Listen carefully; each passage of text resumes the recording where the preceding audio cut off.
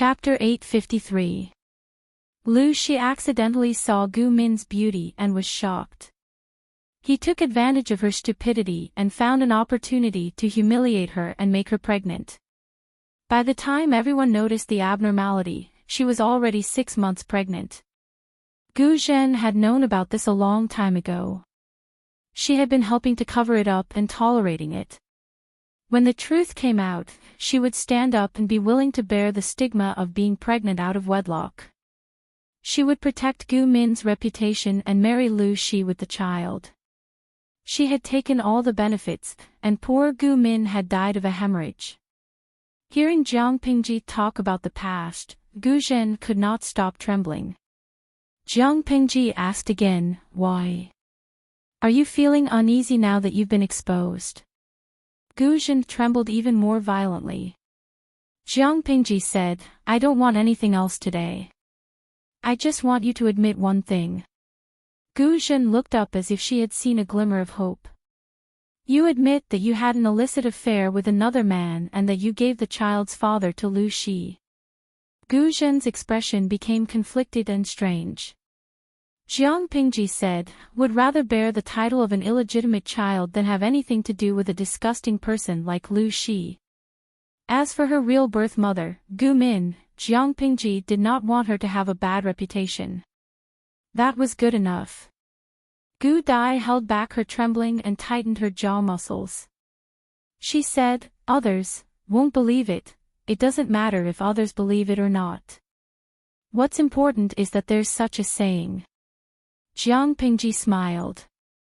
"If you do well, I'll guarantee that you'll have a comfortable life in your old age.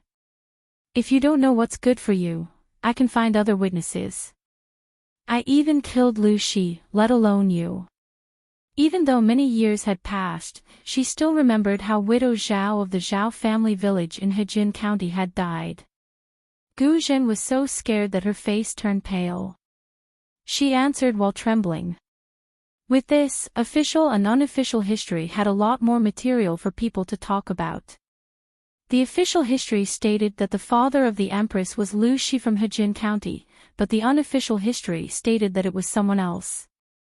This was because Gu Zhen had personally admitted that she had an affair with someone else, yet she refused to say who the man was. This caused people's imagination to run wild. Therefore, the mystery of the Empress's birth became a hot topic for scholars of later generations. The royal family turned a blind eye, allowing them to talk about their ancestors. It was fine as long as these scholars didn't cause too much trouble. With this, the storm of killing one's father on the battlefield barely subsided. However, that was not the only thing that worried Jiang Pingji. Huang Song, who was the most competitive, had already committed suicide. The Nye family was only left with the remnants of their troops and defeated generals. Now, there were only 3 feudal families left in the world. Jiang Pingji single-handedly defeated the other 2.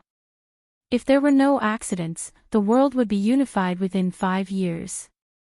This was the consensus of everyone. This was a good thing, but Jiang Pingji's subordinates were not happy. Their lord was now 29 years old and still had no children. How could they not be worried? Without an heir, even if the dynasty was unified, its inheritance would be severed after a few decades, and the world would fall into chaos. Without an heir, he would always feel anxious. In short, Jiang Pingji was being urged to get married. Not only were the strategists sighing, but many of the trusted generals were also hesitant to speak. The eunuch is more anxious than the emperor. If the lord was a man, they only needed to send a beauty. If this woman couldn't give birth, they could just change to another one. However, the lord was a woman, and giving birth required the lord to do it personally. This was a pain in the ass. They couldn't even persuade the other party to pamper their harem. Because the lord did not have a backyard. This matter is not urgent. Jiang Pingji smiled as she drank. Sitting next to her was her drinking buddy, Feng Zhen. The two of them often colluded with each other. Their figures shuttled back and forth between various taverns, tea-houses, and brothels. She's only 29 now. What's the rush? Fengzhen choked on the fragrant wine in his mouth. 29 years old and she was not anxious. Did she have to wait until she was 39 before she started worrying? The Lord became a bandit at the age of 12. She joined the army at the age of 16. She traveled from south to north. Now, at the age of 29, she only had such a foundation. How could there be so many years for her to squander? She was urged to get married by her subordinates in various ways. No matter how much Jiang Pingji didn't care, she could only think about this matter. Qiguan Rang said, with the Lord's power, you can secretly choose someone who is good in all aspects. When the time comes, you can get rid of the father and keep the child. Wouldn't that work? Jiang Pingji glanced at Qiguan Rang and asked him with her eyes, how can you think of such a bad idea? Qiguan Rang returned a cold look. Why don't you think of a good idea yourself? Jiang Pingji sighed again. I'd rather have nothing than have something shoddy. If it's not the best and most suitable, I don't want anything else. Qiguan Rang's face remained cold. His children would be able to get married in a few years, but the Lord was still single. Seeing that the great undertaking of unifying the world was about to enter the final stage, there was no movement from Jiang Pingji. The wind of urging people to get married had blown to Wei Ci. Even an invisible person like him knew about this matter. It was obvious how anxious everyone was. Wei Ci had been keeping a low profile for the past 2 years, but his performance in the Battle of Songzhou was quite eye-catching. If there were no accidents, he would definitely be put in an important position. Although unifying the world was imminent, there were still many battles to be fought. If Wei Ci could seize the opportunity, he would not have to worry about fame and fortune. He eavesdropped on Han Yu for a while and secretly noted this matter down. One day, when she was dealing with documents, Jiang Pingji pulled her to talk about business for a while. They also chatted about many trivial matters. Wei Ci took the opportunity to mention the matter of the heir. He spoke more tactfully than others, but the core meaning was still the same. Jiang Pingji was stunned for a moment. Her eyes inexplicably became a little sharper. She asked calmly, what do you think, Zixiao? Wei Ci tried to figure out Jiang Pingji's thoughts. He felt that she was afraid of having a husband to divide the power, so he made the same suggestion as Qiguan Rang. Get rid of the father and keep the child. Anyway, it was the Lord who gave birth to the child. The child would be the Lord's bloodline. As for who the father was, it was not important. Jiang Pingji laughed. The smile on her face was disturbing. Is it really not important who the father is? Wei Ci did not understand. He was stunned for 2 seconds, but he still nodded. As long as it was the Lord's child, it was bound to be the future heir. Was it important who the husband was? However, when he thought of the person he admired giving birth to children with others, he felt vaguely like a fishbone stuck in his throat. His Lord was still suitable to be enshrined on the altar. It was not only him. Perhaps everyone else thought so. After a few days, Jiang Pingji seemed to be annoyed by the urging to get married. She was finally willing to compromise. She said to Wei Ci in private, this is my personal matter. It's not good to trouble others. Wei Ci did not respond for a moment. There was a problem with his Lord's logic. He also belonged to the category of others. However, he more or less knew his Lord's temperament. There were some points that he really could not criticize. Jiang Pingji said again, anyway, they just want a young lord to feel at ease. Then I'll go along with their wishes.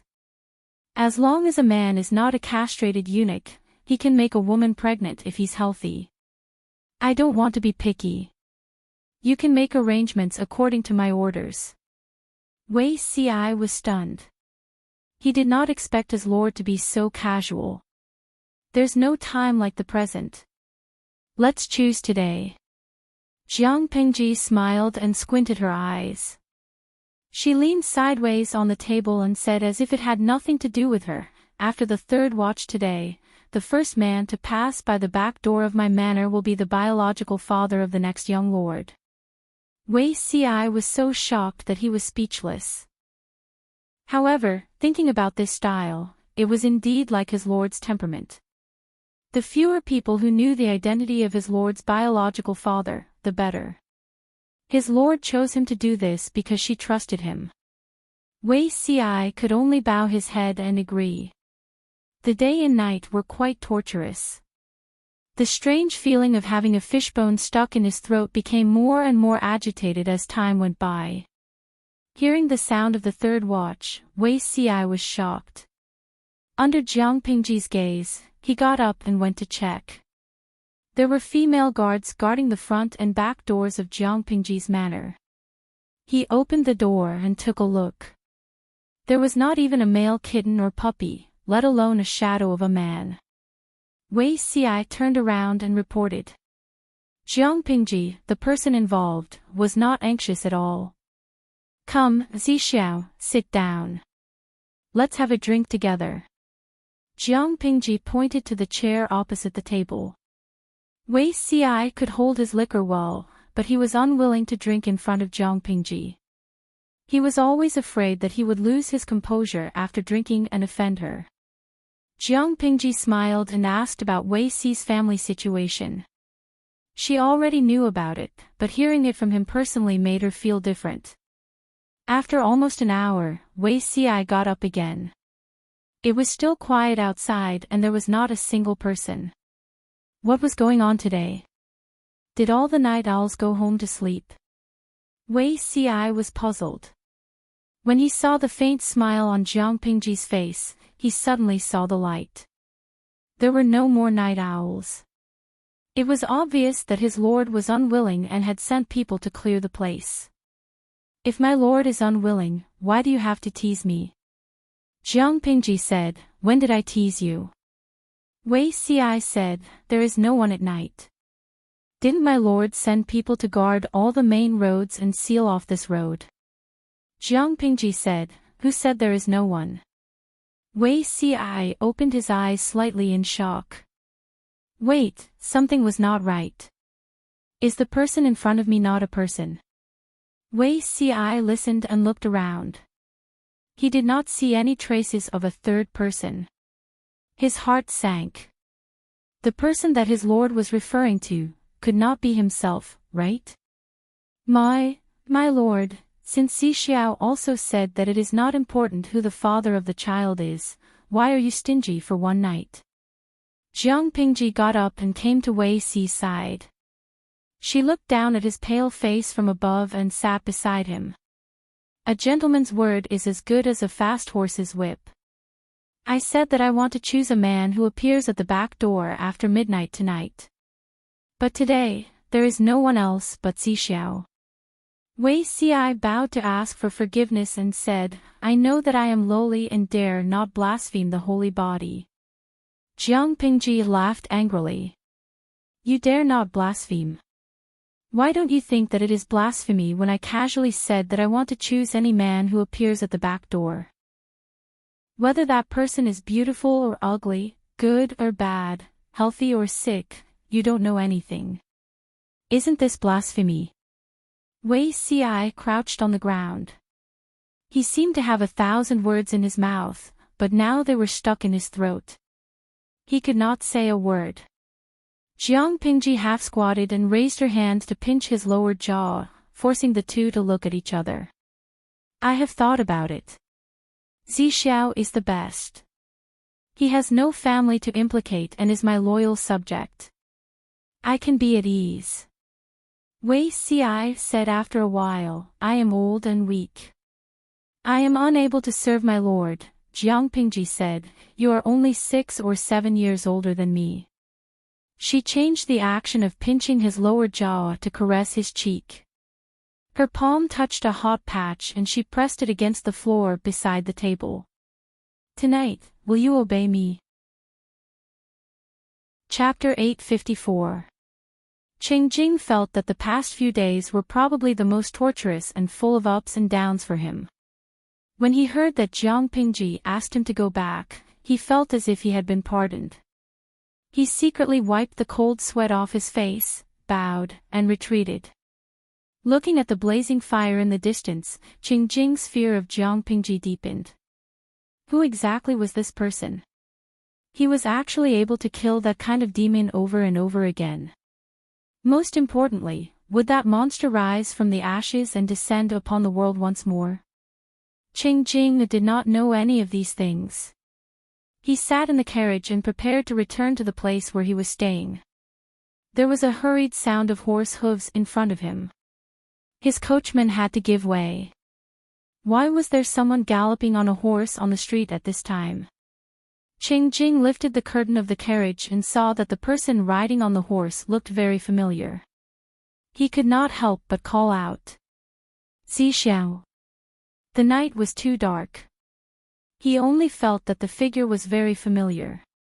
He could not see the side of the face clearly, so he was not sure if it was Wei Xi. Qingjing and Wei Xi were both disciples of Master Yuanjing.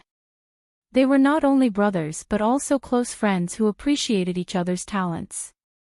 However, there were no convenient communication tools in this era. There was no internet or video chat. They could only rely on letters that were not safe and efficient.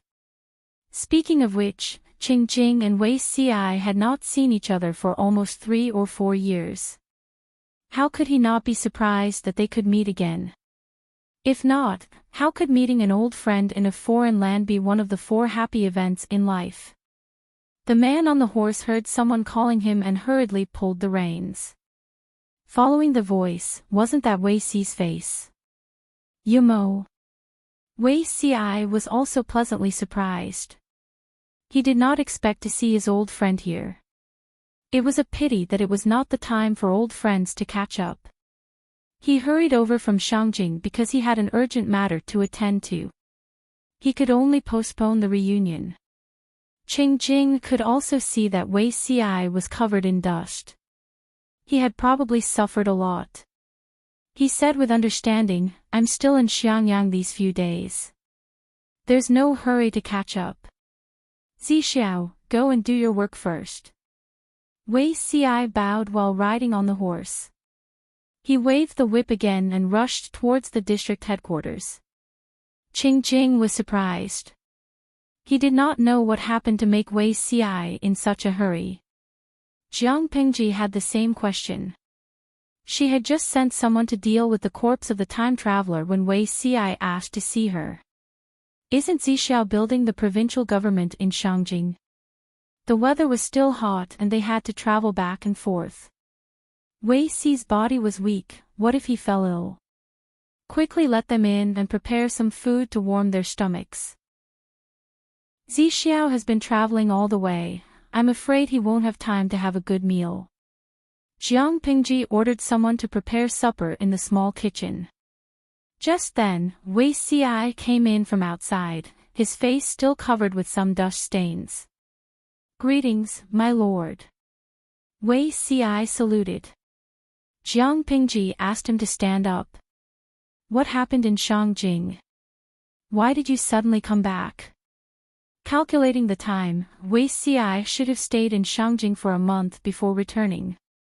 Could it be that something went wrong during the construction of the prefecture? Jiang Pingji looked at Wei Xi's face and saw that he was calm. It seemed like it was not a bad thing. As expected, Wei Xi took out a few pieces of rolled-up paper from the bamboo tube hanging on his waist.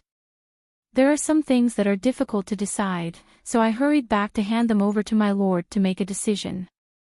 Although Jiang Pingji had given the authority to rebuild Shangjing to Wei Xi and Zhang Ping, they had a sense of propriety and still had to consult her on some matters. Jiang Pingji said as she took the paper, "Your body has yet to recover. If there's anything urgent, you can just send someone to pass it to me. Why do you have to personally make a trip?" The weather is still hot and you can't stand the heat. What if you fall on the way? Wei Ci heard this and lowered his head slightly. He did not dare to look up at her, but his ears were very hot and it made him feel uncomfortable. Jiang Pingji did not care about Wei Ci's reaction. Instead, she carefully looked at the things that Wei Ci had brought. There were many miscellaneous things inside, but there were two things that were the most important. One was Ji Shan outside Shangjing.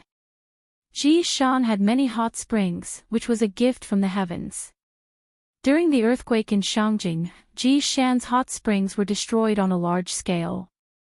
The spring's mouth changed greatly. Wei Ci wanted to take advantage of the reconstruction and reorganize the area around Ji Shan. He could not let it go to waste. Of course, Zhang Ping disagreed with him. In Zhang Ping's inherent impression, hot springs were something that only the rich and powerful had the right to enjoy. It was a symbol of extravagance. Now that even Shangjing had not been rebuilt, why should they allocate manpower to Ji Shan's hot springs? Wouldn't it be a waste? Jiang Pingji asked Wei Ci, "What do you think, Zixiao?" Wei Ci said, "I have a different opinion from Shiheng. If possible, I hope to rebuild Ji Shan." The damage to Ji Shan's hot springs was not very great. If they waited for a few decades to come back and cause trouble, they did not know if it could be salvaged. Jiang Pingji looked at the letter that Zhang Ping asked Wei Ci to bring along. It contained the reasons for his objection. Zhang Ping did not say that rebuilding the hot springs was just for enjoyment. He just felt that the cost would be too high. Jiang Pingji asked, "Is there any reason?" Wei Ci also knew that if he caused trouble, it would increase the reconstruction budget. He felt a little awkward. He said, "Has my lord thought of staying in Shangjing for a long time in the future?" Jiang Pingji said, "There has been an earthquake in Shangjing. It might not happen again for hundreds of years. Maybe it will happen every few days. No one can predict what will happen in the sky. No one would feel at ease living in this place. If there is further development in the future, we will naturally have to find another place." Based on the earthquake that had happened in Shangjing, if she wanted to unify the world in the future, she would not consider setting the capital here. Wei Ci said, "I have looked carefully.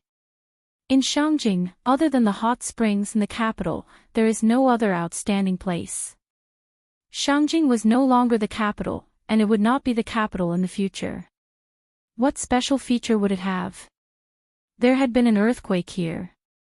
If there were no other means, perhaps this place would not prosper in 100 years. If Ji Shan's hot springs could be preserved, it would at least be a special feature." Jiang Pingji understood what Wei Ci wanted to express. After a moment of silence, she said, "Let's do as you say." Wei Ci's body trembled, and he bowed to thank her. He was not a stupid person.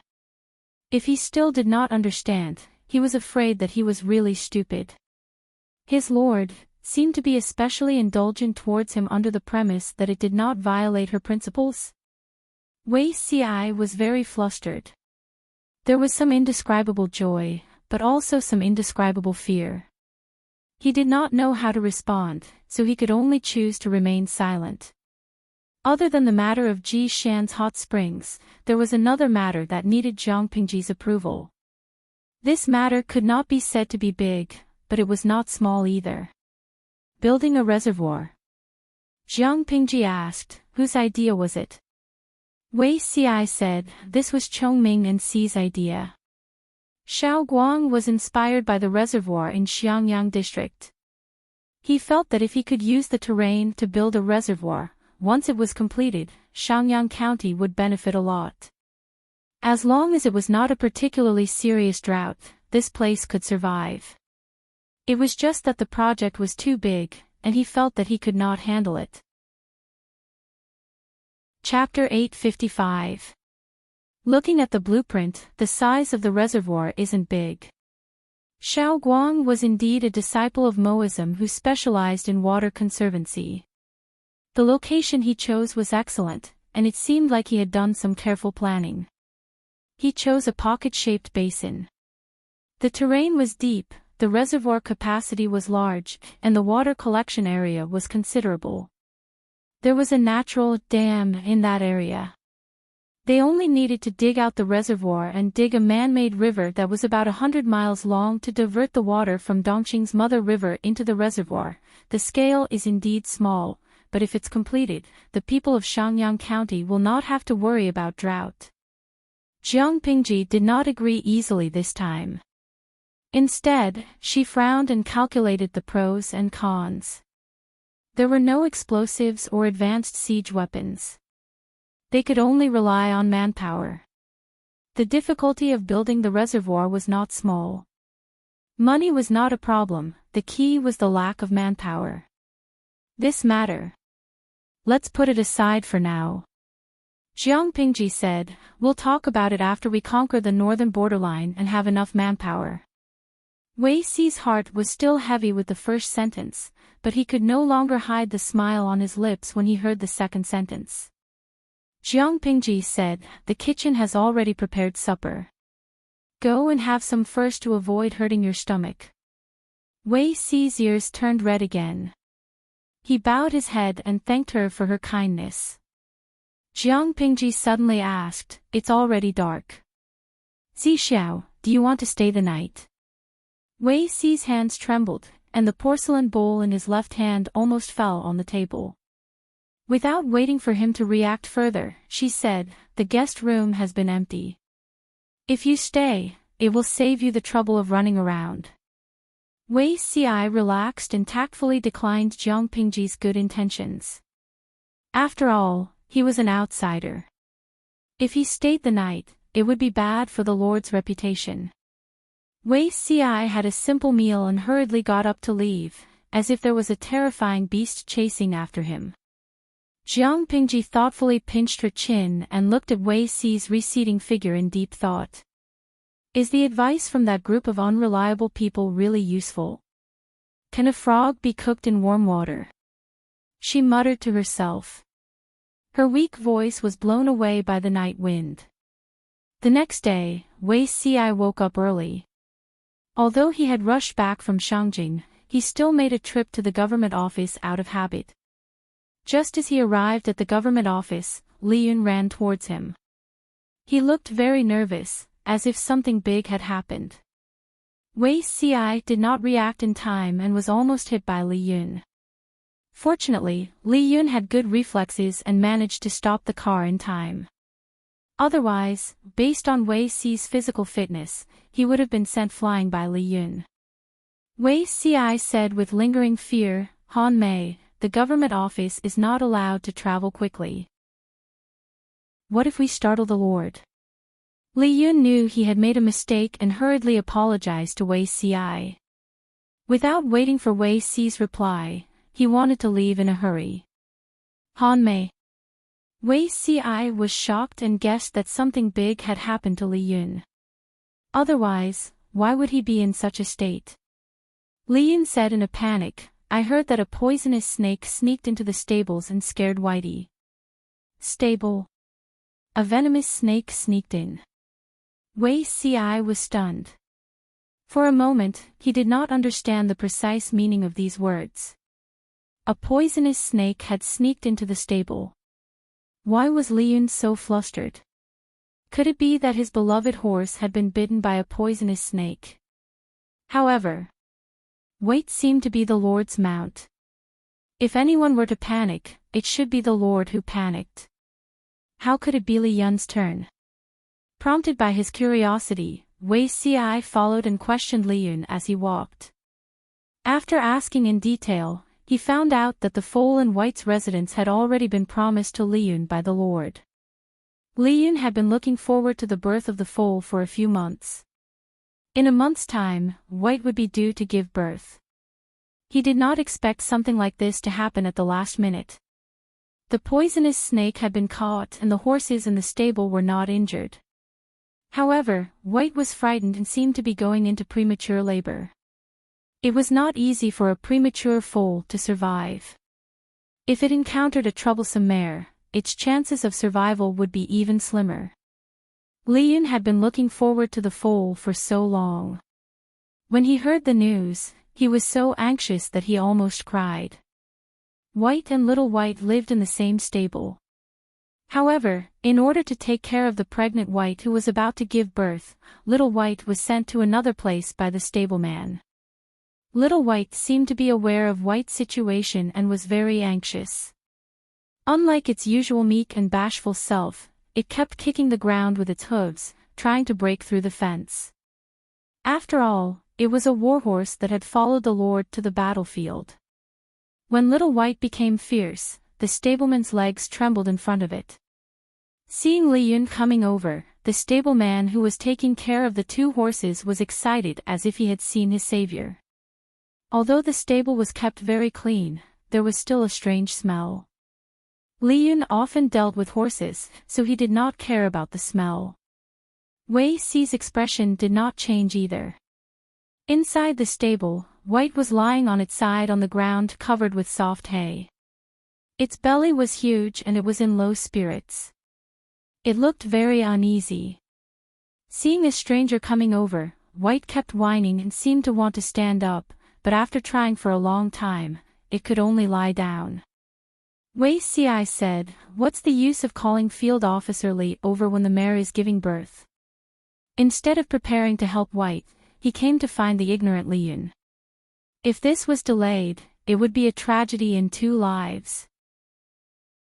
The stableman was so anxious that he wanted to cry. It was not that he did not want to help White, but it was clear that White and Little White were too fierce and he could not get close. Since the Lord was not around, he could only find Liyun. No matter what, he had to comfort the mare first. Wei Xi observed for a while and saw the dilemma of the stableman. He could not help but frown. "Han Mei, go and pull Little White away. Don't let it cause trouble here." Wei Xi asked the stableman to fetch the bridle. He tied it up neatly and fixed the wide sleeves, revealing two slender and fair arms. Animals were different from humans. Communication was a problem for both. Fortunately, Little White was intelligent. Facing Liyun, it could still manage to calm down. If it was the stableman, how could he suppress it? White should be injured somewhere. "I'm afraid it can't stand up. It looks like it's its first time. Without external help, I'm afraid it can't be born." Wei Xi then asked the stableman to fetch some hot water and scissors. Just as he was about to enter the stable where White was, the stableman was scared out of his wits. White was extremely aggressive. Would Wei Xi be able to come out alive if he entered? The stableman could not stop it.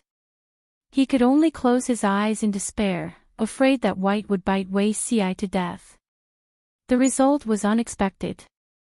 The originally aggressive White was exceptionally docile in front of Wei Xi. It would even rub against his arm from time to time. The stableman muttered, "Isn't this the Lord's horse? Why was it so close to Wei Xi? Bear with it. Otherwise, the child won't be born." Wei Xi stroked White's mane. He did not find it dirty. He knelt on the ground covered with straw and washed his hands with warm water. He then cleaned the horse's mane. Liyun felt as if his three views had been shattered. He carefully lay on the ground outside the fence and stared at Wei Xi's movements without blinking. "Wait, Zixiao, you know how to deliver babies?" Wei Xi did not answer. He only reached his hand inside and carefully felt the position of the foal, helping it to adjust its position. Not only did he know how to deliver babies, but he also earnestly consulted many midwives. He was very experienced. Chapter 856. Liyun clenched his teeth nervously, as if his wife was waiting to give birth inside. Zixiao, does this hurt?" Looking at Wei Si's actions, Liyun inhaled sharply from time to time. His expression was unusually rich, there was no trace of the cold and fierce general. The stableman felt that he had lived for a long time. A strategist who knew how to deliver a horse, and a general who became silly and sweet in an instant, suddenly felt very down to earth. Wei Si turned his head and said to Liyun, "Go to the side, don't make a ruckus here." Although White was very intelligent, the Maras that gave birth were unreasonable.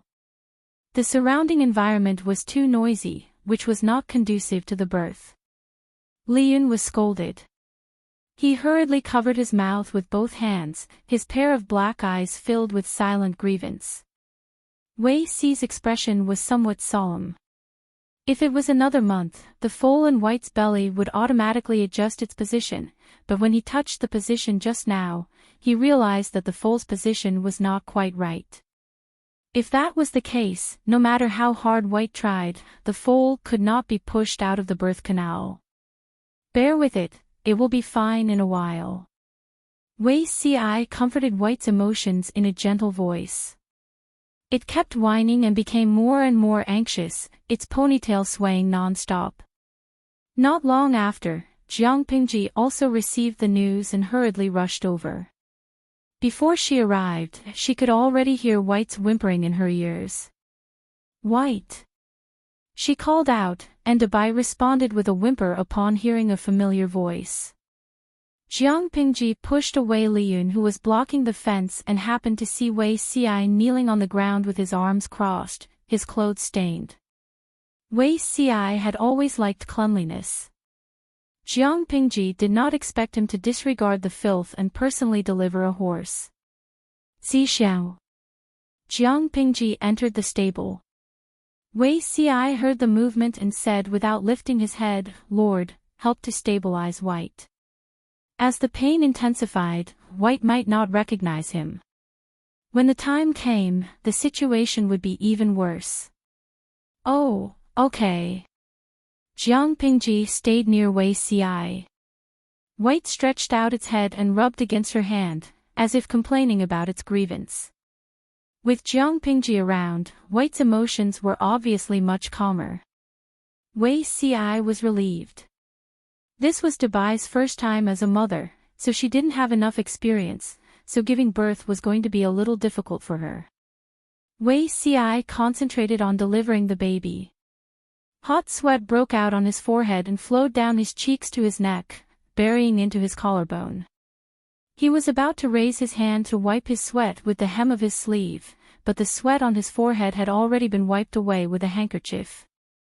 My lord," Wei Si followed the direction of her hand and was almost frightened by Jiang Pingji. "Just take care of Dabai." Jiang Pingji retracted her hand, as if the person who wiped his sweat was not her. Wei Si endured it and could only swallow back the words he had yet to say. At that moment, a crisp, ding-dong sound came from Jiang Pingji's mind, and a large system notification popped up. System notification: the merging of the live stream rooms has been completed. The current level is level 6, and the maximum number of live stream rooms is 850,000. Under normal circumstances, when the live stream room was upgraded to level 6, the maximum number of viewers should be 700,000. However, Jiang Pingji snatched the other streaming room and shut down the subsystem. The two streaming rooms had merged. After combining the 700,000 upper limit of the woman from another world and Jiang Pingji's 150,000 upper limit, the upper limit of the streaming room expanded to 850,000. Jiang Pingji glanced at the button to start the streaming room. The originally gray button had turned green, which meant that the streaming room could be operated normally. Jiang Pingji raised her eyebrows. She felt that the bullet screen of the live stream that day would be very interesting. It might turn into a charaba. Start the live broadcast. Jiang Pingji pressed the button, and the beautiful and wide live streaming screen suddenly unfolded. The upper limit of the audience was indeed 850,000. Less than a second after she started the live stream, countless viewers swarmed in, and the empty screen was filled with two kinds of comments. One was red, and the other was blue. Even the ID of the audience was divided into red and blue. Sinyasi, good morning, host. The live broadcast room opened so late today. I'm not in the mood to work today. Cheongbing Jiawu, I heard that the live stream is undergoing maintenance. The upper limit will be increased today. Why do I feel like it's still so hard to get a spot in the live stream? Yeah, I think so too. Every time we fight for a seat, it reminds me of the shadow of fighting for a small bench in kindergarten. Luo peanut candy, what's going on today? What happened to Dubai? He doesn't seem to be in a good mood. Hizumo's Wahuan, Dubai is going to give birth. Is Beauty Ci a midwife? Many viewers beat their chests and stamped their feet. Why didn't they have a boyfriend who knew everything except getting pregnant and giving birth? Mo Lingyin, I'm scared to death. Look at the upper limit of the live stream. Mama, it's actually 850,000. His words caused 1,000 ripples. Many viewers switched the screen to look at the number of viewers online. It was bright red and dazzling 850,000. They all knew about the maintenance and upgrading of the live stream room, but they always thought that an upgrade would increase the upper limit by tens of thousands at most. When the live stream room first appeared, the upper limit was only a pitiful 3,000 viewers. At that time, the audience jokingly called it the ancient era. To be able to get a seat in the live stream room at that time, one must have practiced the Chilan arm. Under the Bodhi tree, there is a grain of sand. I took a look. It's really 850,000. The bullet screen has turned red. In the past, we could only send simple white bullet screens. Now it's red. No, why can we also send blue bullet screens? Many viewers wanted to try the blue bullet screen, but they couldn't find the option to send blue bullet screens. Thousands of miles of mountains and rivers were so beautiful. They didn't expect to see so many blue bullet screens. It made people with obsessive-compulsive disorder uncomfortable. Taking a closer look, these blue bullet screens were a little strange. Sad fat pig Lou, what the hell? Why did the streamer change? I want to swallow heaven grassland, that's strange. Is the live stream room sold? Where did the previous streamer go? What the hell is this place? Watching film plus me, I didn't enter the wrong live stream room. Who the hell is this streamer? Don't call me Big Brother, I'm here to see beautiful girls, not to see two gay men and a mare. What the hell? Compared to the sea of red bullet screens, the number of blue bullet screens was much smaller. It was only 1/3 of the red ones. Shinjia, are all the people above new? Our streamer has never changed, okay? Even if you want to spread rumors, you have to follow the basic rules. Ridiculous. The red and blue bullet screens each had their own opinions. However, the blue bullet screen had a lot of obscenities. The bullet screen immediately exploded. Just then, a system mission announcement popped up. Chapter 857. This bullet screen was the standard brown color, meaning that it was a system announcement, but the audience's ID was blue. Without waiting for the red bullet comments to explode, the viewer with the ID "Brother has plenty of money" posted another bounty. A song of a beautiful dress danced, and the voice of a beautiful woman spread in all directions. Today, there was an audience member named "I Have Plenty of Money" who was eager for the host to dance to a song. He requested for the dance to be moving and naked. Mission reward: 9 luxurious private helicopters. Audience member "Bro has plenty of money" whispered to the host, "Little girl, you just started in this industry, right? Be a little sweeter and call me hubby. In the future, I will especially treat you well and reward you." What? The audience in front of the screen was dumbfounded when they saw this bullet screen. When they came back to their senses, they were filled with endless anger. If it could be said that it was just brewing and about to erupt just now, then it was like magma gushing out, rushing into the sky. The overwhelming red bullet screen flooded in, and in an instant, the blue bullet screen was completely overshadowed.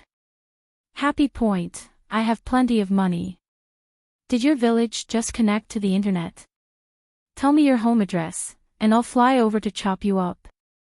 Only 9 luxurious private helicopters, equivalent to 9,000 renminbi, Liang Jingru gave you the courage to pretend to be rich in the live broadcast room?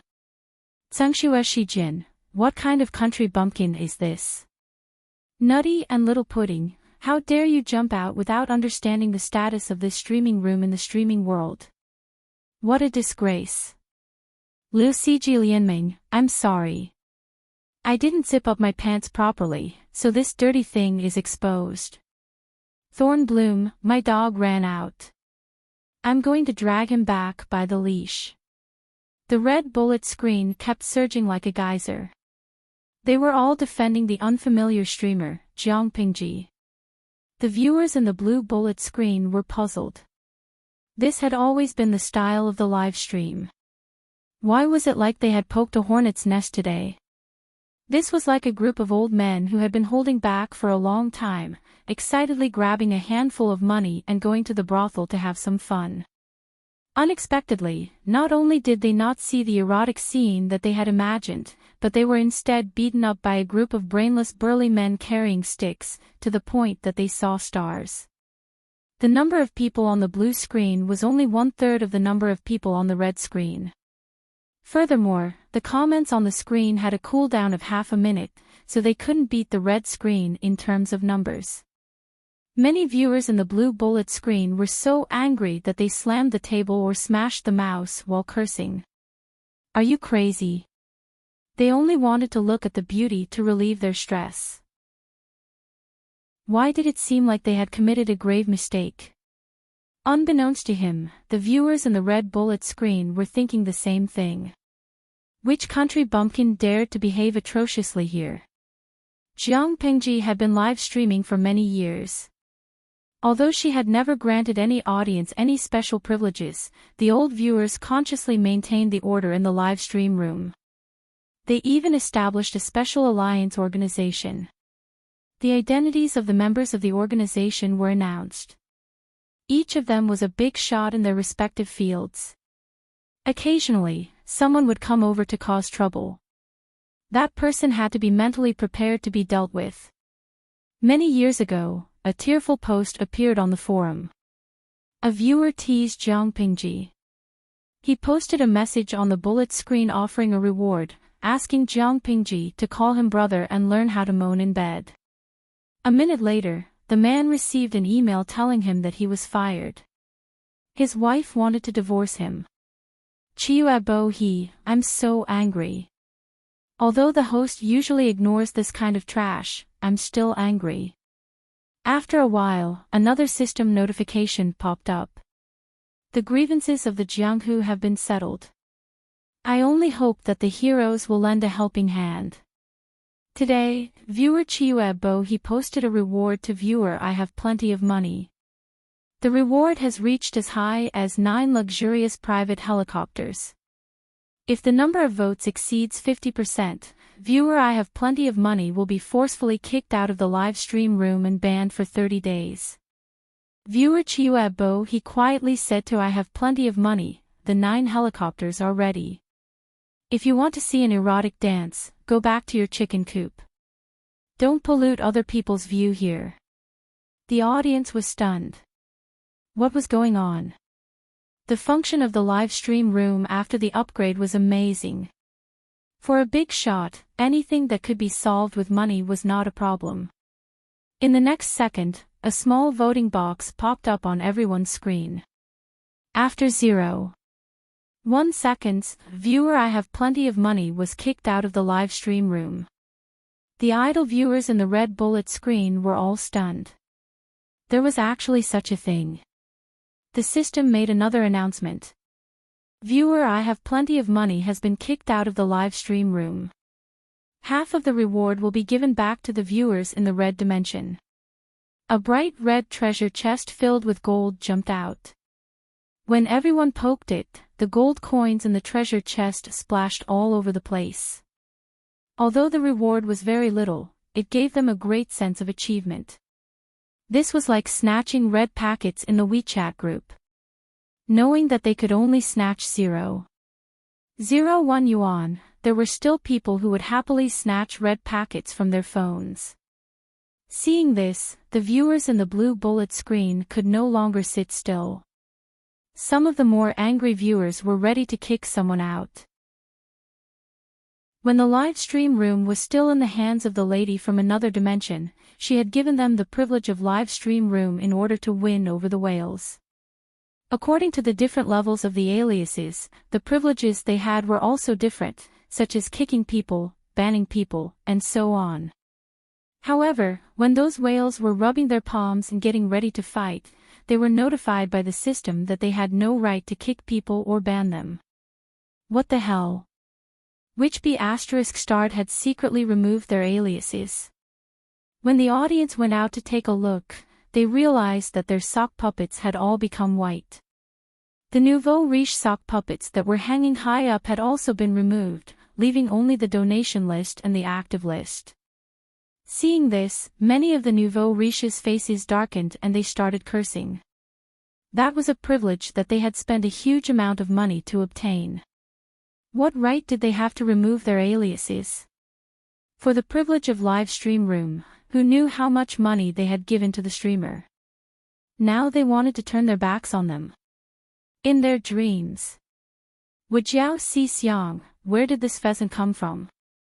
UB*TCH, how did you remove my aliases? After a while, the system notification popped up again.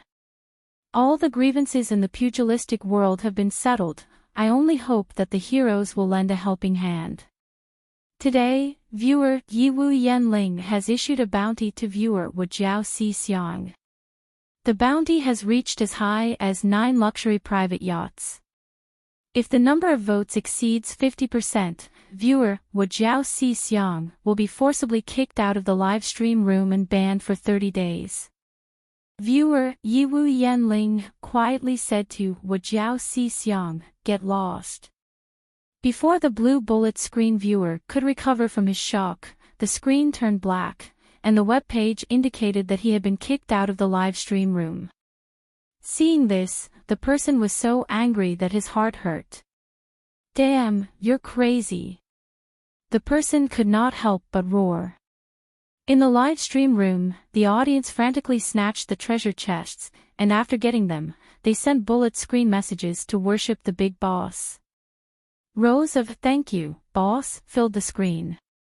Jiang Pingji was lowering her head to comfort the anxious wight, so she could not care about the live stream room at all. When the live stream room had just started, she realized that there were many privileged aliases in the live stream room. She guessed that it was done by the woman from another world. Jiang Pingji thought about it, and without a word, she removed all the aliases to avoid unnecessary trouble. She did not expect the combat power of her idol audience to be so strong. They kicked people one after another, and the red treasure chests came out one after another. Chapter 858. No, it might be even livelier than the new year. The viewers on the red bullet screen continuously kicked a few of the viewers on the blue bullet screen who were spewing vulgarities or insults. Their momentum was as high as a rainbow. The viewers on the blue bullet screen were aggrieved and furious. Some of the hot-tempered ones had already started cursing. Since the beginning of the live stream, these nouveau riche viewers had never suffered such grievances. Compete in throwing money. Have they ever been afraid? It was just a live stream. When had they ever suffered such grievances? Why did the rich like to watch live broadcasts and throw money at the streamers? Apart from truly liking the streamer and rewarding her, He also enjoyed the feeling of being flattered by the beautiful streamer and being envied by the other streamers. The nouveau riche enjoyed the process of being pretentious. They were here to enjoy, not to be abused. How infuriating. They had just entered the live broadcast room to look at the pretty girls as usual. Why did they suddenly encounter a group of strange lunatics who bit anyone they saw? At this moment, the audience from the two dimensions had yet to realize that something was wrong. They only thought that they were from the same world. Adhering to the principle of being slapped in the face, a blue bullet screen viewer could no longer sit still. As a nouveau riche, if he couldn't enjoy the pleasure of being pretentious, he might as well be a salted fish. Big Brother Jiuling, Yi Wu Yanling, I'm warning you, don't cross the line. Do you really think you're the only one with money? After this bullet screen was sent, a system announcement popped up.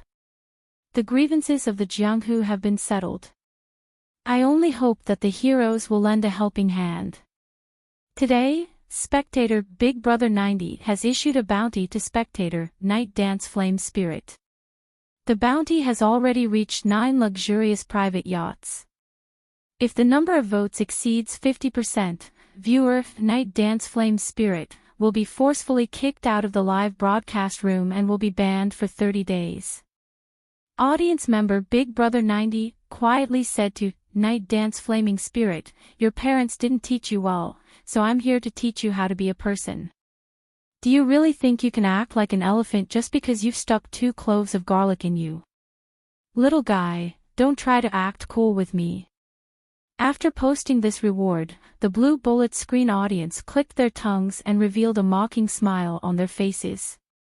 If it weren't for the fact that he had suddenly lost his privileged avatar, he would have long since kicked all these noisy red bullet comments away. That's right, this audience member was one of the tycoons in the female broadcast room.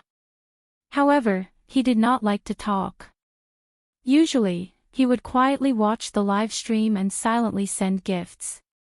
He was always in the top 10 of the gifts list. He was waiting for the audience, Night Dance Flaming Spirit, to be kicked out of the live broadcast room. He didn't expect her to be so stubborn and fight him head-on.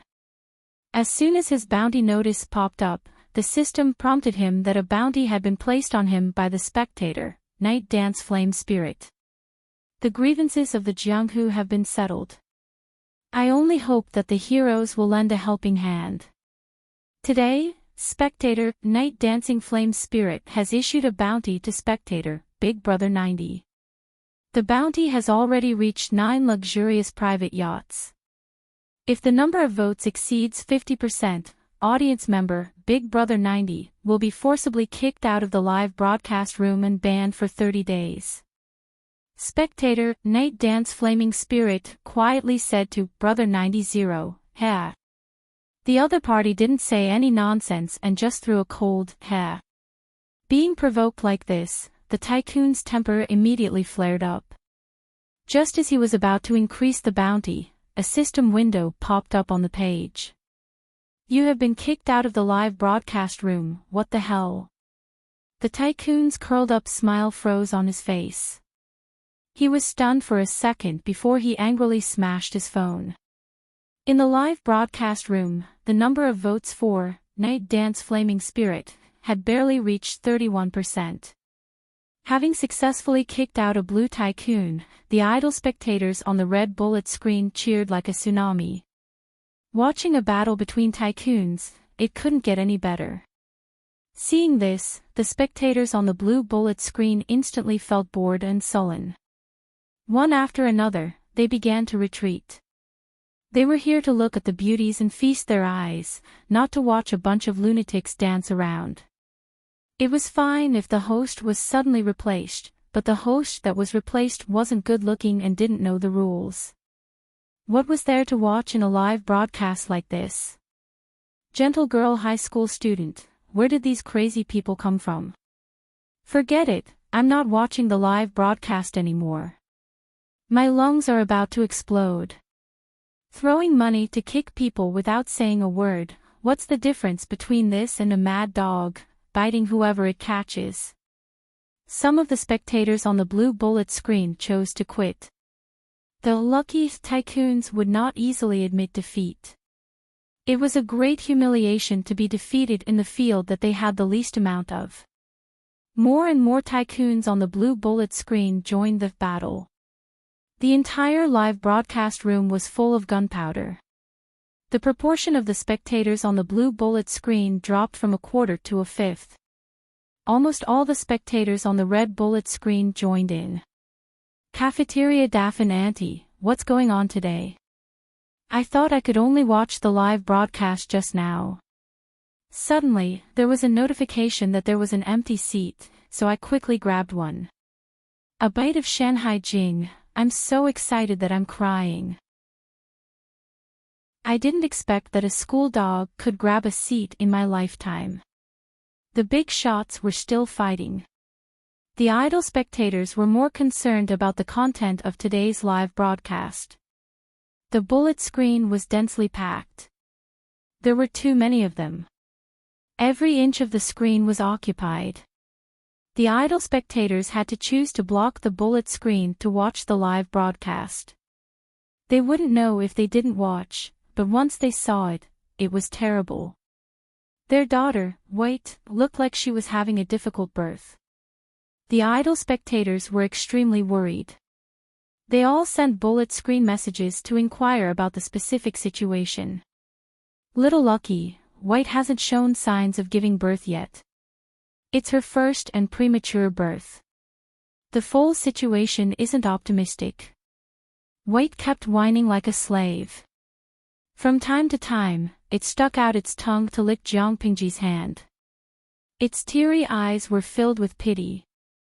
Jiang Pingji didn't have the extra energy to care about the situation in the live broadcast room. She looked at Wei Ci with a solemn expression. Not ready yet. She used her hand to comfort White. At the same time, her scalp went numb as she glanced at White's belly. Her heart was filled with anxiety. When she helped Jingxian deliver the baby, Jingxian would cry out in pain. However, White was just a horse. Other than whimpering like a slave, it couldn't use words to express its emotions. Jiang Pingji's heart ached even more when she saw it. Other than trying her best to comfort White, she couldn't help at all. Wei Ci had already strenuously straightened the position of the foal. Beads of hot sweat seeped out of his forehead. He said, "It's almost time." White seemed to understand Wei Ci's words. Its whimpering became louder and louder.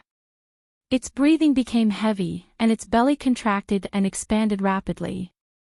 The foal's two front hooves were pressed together.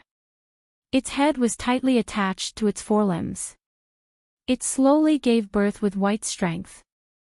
Wei Ci said, "Lord, please help." White consumed too much energy. If it was squeezed for a long time without giving birth, the foal would easily suffocate. Jiang Pingji didn't use her upper arms to roll up her sleeves. She casually rolled up her sleeves. She didn't mind that it was dirty. She directly held the foal's front hooves with both hands. Chapter 859. After more than an hour of hard work, Wei Ci had become filthy. His entire body was covered in an indescribable stench. However, the way he treated the foal was unbelievably gentle. It was as if his entire body was enveloped in a layer of gentle light, causing others to subconsciously overlook his disheveled appearance. Jiang Pingji did not leave. Instead, she stared intently at his side profile. White turned its head. After a while, it found the foal at the side and whimpered. It was a beautiful, spotless, snow-white little fellow. It stuck out its tongue and licked the remaining mucus off the foal's body. Its gaze became gentler. One could not tell that it was fierce on the battlefield. Wei Ci looked at White and a pure smile appeared on his face. He stretched out his hand and stroked its mane. No one knew what he was thinking. Although it was born prematurely by a month, the foal had inherited its parents' excellent bloodline. After a while, it tried to stand up. It spent some effort to break its umbilical cord. It staggered as it tried to get up from the ground. Its attempts were futile. Outside the stable, Liyun stared at the foal. Seeing it fail a few times, he was so anxious that he wanted to rush over and help it. Wei Ci saw his expression and laughed. Let it get up on its own. Han Mei, don't come over and cause trouble. Liyun was depressed for a while after hearing that. Then, he mustered his spirit and continued to look at the foal with great interest. Although it was a newborn foal, if it grew up successfully, it would definitely surpass its master. Liyun had picked up a treasure. Wei Ci stood up. Perhaps he had knelt for too long. After he stood up, he still felt a little dizzy. He calmed himself down and waited for his legs to regain feeling before calmly leaving the stable. He took a dry towel from the stableman.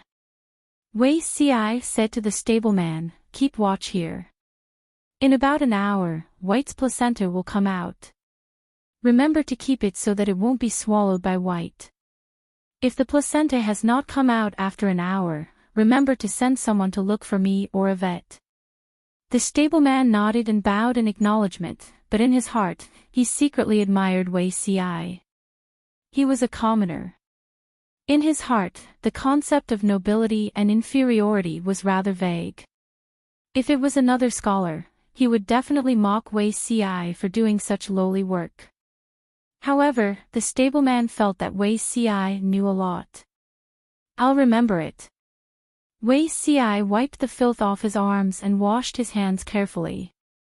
The stench was still lingering at the tip of his nose. He said to Jiang Pingji, my lord, I'll go back to the residence first. It was very impolite to look disheveled. Jiang Pingji nodded in agreement. Wei Ci used a clean handkerchief to wipe the sweat on his forehead. He heaved a long sigh of relief and returned to the manor. Seeing that Wei Ci had left, Jiang Pingji said to Liyun, who was smiling foolishly, Han Mei, I'm leaving first. Liyun said, farewell, my lord. She turned her head and continued to be infatuated with the pony. Jiang Pingji shook her head. Liyun's obsession with good horses was deep in his bones. There was no way to save him. At this time, she saw the audience asking if the newborn foal had a name. If it didn't have a name, then they would come up with one. She thought for a moment and turned to ask Liyun. What are you going to name the horse? A few months ago, Liyun had ordered this colt from her. As the owner, Liyun naturally had the right to name the colt. Since ancient times, which good colt didn't have an awe-inspiring name? Not to mention, Fu Wang's peerless colt had an eye-catching name, Chasing Lightning. As for Jiang Pingji's steed, Cough, that was definitely an accident. They were obviously rare peerless horses, but one was called White and the other was called Little White. It sounded so cute, where was the awe-inspiring name? Liyun scratched his head. He wasn't good at naming things, so he kicked the ball back to her. Why don't you give it a name, my lord? Jiang Pingji was silent for a moment. The audience in the streaming room went crazy with bullet screens. Please don't let the streamer name it. She's bad at naming things. Unfortunately, their thoughts didn't reach Liyun. What they were most worried about still happened. Jiang Pingji thought for a while and said seriously, look at its snow-white body. Why don't we call it White? Liyun, my lord, can I take back my request for a name? Jiang Pingji asked, is it not good? Liyun didn't dare to say no. If he said no, Wan would find out and cause trouble for him. No. It's a good name. I can tell it's a beautiful white horse just by hearing it. Jiang Pingji left contentedly. Liyun looked at the colt in the stable that staggered to its feet and sighed with melancholy. Although the name White doesn't sound good, it can't be changed when the Lord gives it a name. Li Yun looked at his future comrade with melancholy. He nagged the stableman to take good care of White. The stableman nodded and bowed in agreement, not daring to object. It was his fault for carelessly letting a poisonous snake into the stable and scaring the pregnant horse. His lord didn't pursue the matter, so he should be grateful. Now he had to be extra careful and take good care of the newborn colt to make up for his mistake. On the other side, Wei Ci hopped onto an inconspicuous path and returned to his mansion. When the servant saw him in such a sorry state, he almost jumped in fright. Which cesspool did his Langjun fall into? How did he end up like this? Wei Ci said calmly, "Go and prepare some hot soup and clean clothes." "Yes, I'll go and prepare now." The servant was very efficient. Wei Ci immersed his body in water of suitable temperature. Only then did his sore and swollen muscles relax. He washed himself with pig fungus twice to wash away the strange smell on his body. He changed into clean clothes and carefully burned some incense. After a while, he heard the gatekeeper report that someone was visiting. "Who is it?" Wei Ci took the visiting card and looked at the handwriting on it. He smiled. "Quickly let Yumo in." He had originally planned to catch up with Qing Jing, but he didn't expect the incident with White to happen. He was so busy that he almost forgot. He had just finished bathing, so his hair was still wet. It was very impolite to meet a guest like this. However, he and Qing Jing were from the same sect and had a close relationship, so it was fine. Qing Jing saw his expression and teased him with a smile. "We're not in Langi now. Why are you becoming more and more lazy?" Wei Ci replied with a smile, "How can I be lazy when I see a gentleman?" Qing Jing almost rolled his eyes in his heart. If Wei Ci had to bathe and burn incense every time he saw him, why didn't he receive such treatment in the past? "You're getting sharper and sharper." Qing Jing smiled. "Usually, you don't leave your medicine alone. Now that you're full of vigor, you should really show those who are worried about you. The land here is really good for nurturing people. Look at your complexion, you look much better than before. I'll be relieved if I know." Although Wei Ci was the last person to become Master Yuanjing's disciple, he had been studying in Langi Academy longer than Qing Jing, who was the first disciple. When Wei Ci was born, his 8 characters were taboo. If Master Yuanjing hadn't coincidentally visited the Wei residence, there might not have been Wei Ci. Strictly speaking, Master Yuanjing not only taught Wei Ci, but he also saved his life. They were both teachers and friends. In Wei Ci's heart, Master Yuanjing was also equivalent to his other father. "I've been away from home for a few years. I wonder how teacher is doing now." In his previous life, Wei Ci had moved to Zhongzhao's Bianzhou with his clansmen. He hadn't seen his teacher Master Yuanjing for more than 20 years. Chapter 860. Now that he was reborn, Wei Ci was always concerned about his teacher's recent situation. Unfortunately, the world was becoming more and more chaotic, and a letter was comparable to 10,000 gold pieces. The round trip would take at least half a year. If they were unlucky, they might even lose contact with their letters. Wei Ci had not received his teacher's reply for a long time. Qing Jing was under Huang Song's command. Huang Song's territory was in Haozhou, which was only a month's journey away from Langya County. Communication was relatively convenient there. He said, "Recently, teacher has had many happy events. He's doing well." "Oh. What happy event?" Wei Ci was delighted. If Master Yuanjing could live a good life, he would feel better. Last year, Langi Academy recruited a student with great spiritual energy, and the teacher was overjoyed. Although this man was born in a poor family and had no parents, his talent was amazing and his appearance was not ordinary. He was born with a cinnabar dot on his forehead, so Wunyang took a fancy to him at first sight. You also know that teacher dotes on Wunyang and has always been worried about her marriage. Now that he had met a suitable candidate, how could he not be happy? Acting as a go-between and helping the two of them get married. The Wunyang that Qing Jing mentioned was Master Yuanjing's youngest daughter. Her maiden name was Zhu Qingning. Wunyang had always been fond of Wei Xi. Unfortunately, the falling flower was in love with Wei Xi, but the heartless stream was heartless.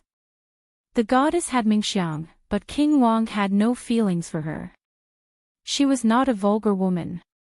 When Wei Xi explicitly rejected her, she felt uncomfortable for a while and then let go. When he heard that Wunyang had been betrothed to someone, Wei Xi first felt happy for her, but then he frowned. The man was born in a poor family and had no parents. His conditions were indeed a little poor. The teacher loved Wunyang so much. How could he choose such a son-in-law for her? He had always regarded himself as Wunyang's elder and even treated her as his daughter. In Wei Xi's eyes, Wunyang's husband was naturally equivalent to his son-in-law. Usually, Wei Xi made friends regardless of one's family background. However, the standards for a father-in-law to judge his son-in-law and to make friends were different. Is this the teacher's choice or Wunyang's idea? Wei Xi knew how much his teacher loved his daughter. He wished he could pluck the stars and the moon and bring them to Wunyang. How could such a loving father choose such a husband for his daughter? Qing Jing understood the meaning behind Wei Xi's words and instantly understood the hidden meaning in his words. He said, although teacher loves Wunyang dearly, he won't indulge her without principles. Since he had agreed to this marriage, it was clear that his teacher was also satisfied. Come to think of it, what was so special about that person? At the end of the day, a teacher is also a father, and I still hope for my children's happiness. Wei Xi asked again, what is that person's name and where does he live? In his previous life, he had moved to Zhongzhou with his clansmen, but he had never stopped contacting his friends. He had always kept in touch with them through letters. He vaguely remembered that Wunyang married one of his teacher's students. That person was a young scholar in Langjie County and was known for his talent. However, after the second marriage, Wunyang didn't live a happy life. In the end, she divorced and went home for some reason. Qing Jing thought for a moment and said, I heard that he's from Zhongzhou's Bianzhou. His surname is Nia and his name is Sun. His courtesy name is Qingyun. Nia Sun. Wei Xi furrowed his brows and rummaged through his memories, but he could not find any trace of it. Qing Jing asked, Zi Shao, have you heard of this person? Wei Xi shook his head. I've never heard of him. Perhaps this person is a late bloomer and only became famous recently. Whether it was in his previous life or this life, Wei Xi had never heard of this person called Nia Sun. This was suspicious. One must know that Wei Xi had lived in Zhongzhou for many years in his previous life. Although he was an invisible person who was not valued, he still visited his relatives and friends. To put it bluntly, there was almost no famous scholar in Zhongzhou's Bianzhou that he had not met. If Nia Sun's talent could catch the eye of Master Yuanjing, there was no reason for him to be unknown in his previous life. As for the inborn cinnabar between his eyebrows, such an obvious mark, if Wei Xi had really seen or heard of it, it was impossible for him not to have any impression. Could it be that this Nia Sun had only appeared in this life? Thinking of this, Wei Xi felt relieved. The difference between his previous life and this life was too great. Even the big picture of the world had been distorted, let alone ordinary people. However, this person was born in Zhongzhou's Bianzhou. What is his relationship with the Nia family in Bianzhou? The Wei family in Langjie, which Wei Xi belonged to, was a branch of the Wei family in Bianzhou. The former had fallen, but the latter was still flourishing. There were two aristocratic families in Bianzhou. One was the Wei family, and the other was the Nie family. The two families had been connected by marriage for generations and had a close relationship. Of course, this was not the main point. The main point was that the Nie family became a hegemon in troubled times and was the third last feudal power to be eliminated by His Majesty. Thinking back to that time, there were no less than 20 feudal lords in the world. For the Nie family to be able to survive until then, it was obvious how powerful they were. Of course, after the Nie family surrendered, they did not stop stirring shit up. Thinking of this, Wei Xi's eyes had a hint of coldness. In the case of Crown Prince Zhangzhua, in the 18th year of Emperor Yongqin of the Jiang dynasty, the Nie family secretly added fuel to the fire. Other than large families like the Nie family and the Wei family, there were many other aristocratic families involved. If they had not instigated, schemed, and tried to sow discord, the outcome would not have been like that. He and His Majesty were responsible for their improper upbringing, but at the end of the day, these ambitious aristocratic families were the main culprits. Qing Jing smiled and said, according to the rumors, Nie Sun was adopted by a branch of the Nie family. If he was born in the Nie family, how could he be considered to have a humble background? It was precisely because he was adopted, his background was unknown, and his adoptive parents died early that Nie Sun was looked down upon. Wei Xi said, that's true. It's just that, this person is related to the Nie family. Why did he come to Dongqing to study? Master Yuanjing's reputation was indeed resounding, and he was comparable to a famous teacher in the world. However, aristocratic families like the Nie family had always implemented clan education and arrogantly thought that people like Master Yuanjing were just unorthodox. Even if Master Yuanjing's students were all top-notch, they were still criticized by these people.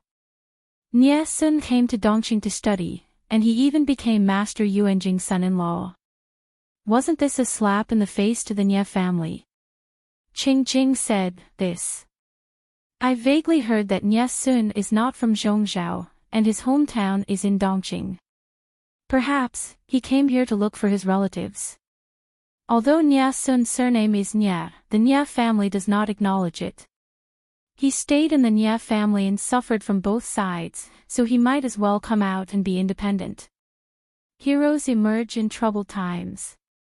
Nie Sun was really talented, and he could become famous even after leaving the Nie family. Wei Xi nodded and did not say anything. He was not curious about Nie Sun, and he only asked a few more questions because he was Wunyang's husband. Naturally, there were endless things to talk about when they reunited. Wei Xi asked about the others, and Qing Jing hesitated and said, Wenbin sent a letter recently, and it seems that he wants to go to Zhe County to take a look. Wenbin was naturally referring to Han Yu. Wei Xi remembered that Han Yu worked under Su Pei in his previous life, so he was not surprised that Han Yu went to Zhe County. What about Xiaoyin? I haven't heard from Xiaoyin for a long time. Wei Xi asked again. He remembered that Lu Zheng sought refuge with Huang Song in his previous life. Huang Song was defeated and killed himself, and Lu Zheng guarded the last isolated city and refused to surrender. When the city was breached, he cried blood and cursed, and jumped down from the city wall. If there were no changes in this life, then Xiaoyin would have gone to find Huang Song. To Wei Xi's surprise, Qing Jing did not know Lu Zheng's whereabouts. Half a year ago, Xiaoyin said that he wanted to go to the alliance meeting, but there is no other news until now. Wei Xi choked, and then shook his head helplessly. Chapter 861. Both Qing Jing and Wei Xi had written letters to their schoolmates. But everyone had their own plans. Han Yu and Lu Zheng had their own opinions. It couldn't be forced. Old friends reunited. Even though they belonged to two different camps, they could still talk happily as long as it didn't involve official business. After talking for a while, they seemed to have returned to their student days in the academy. The estrangement that they hadn't seen each other for years had disappeared and they were closer. At the same time, Jiang Pingji was also very happy that day because the idle fish in the streaming room took all the laughs. She wore a bamboo hat leisurely, carried a fishing rod and basket, and found a place where no one was around to fish. She said she was fishing to add to the meal for her subordinates, but what was the truth? She just didn't want to stay in the government office to deal with paperwork. Fishing while watching the battle between the red and the blue in the streaming room. It was a joy in life. Obviously, the viewers on the red bullet screen were Jiang Pingji's fans, and the viewers on the blue bullet screen were her original viewers. From the beginning of the battle between the tycoon, the viewers on the red bullet screen fought steadily, which made the viewers on the blue bullet screen fly into a rage. In the words of the viewers on the red bullet screen, "I just like to see you fly into a rage but can't do anything to me." It could be said that this operation was already very cool. I really don't know who led these idle fish astray. Their combat power is actually so strong. No matter how fierce the battle between the two sides was, Jiang Pingji was as steady as a mountain.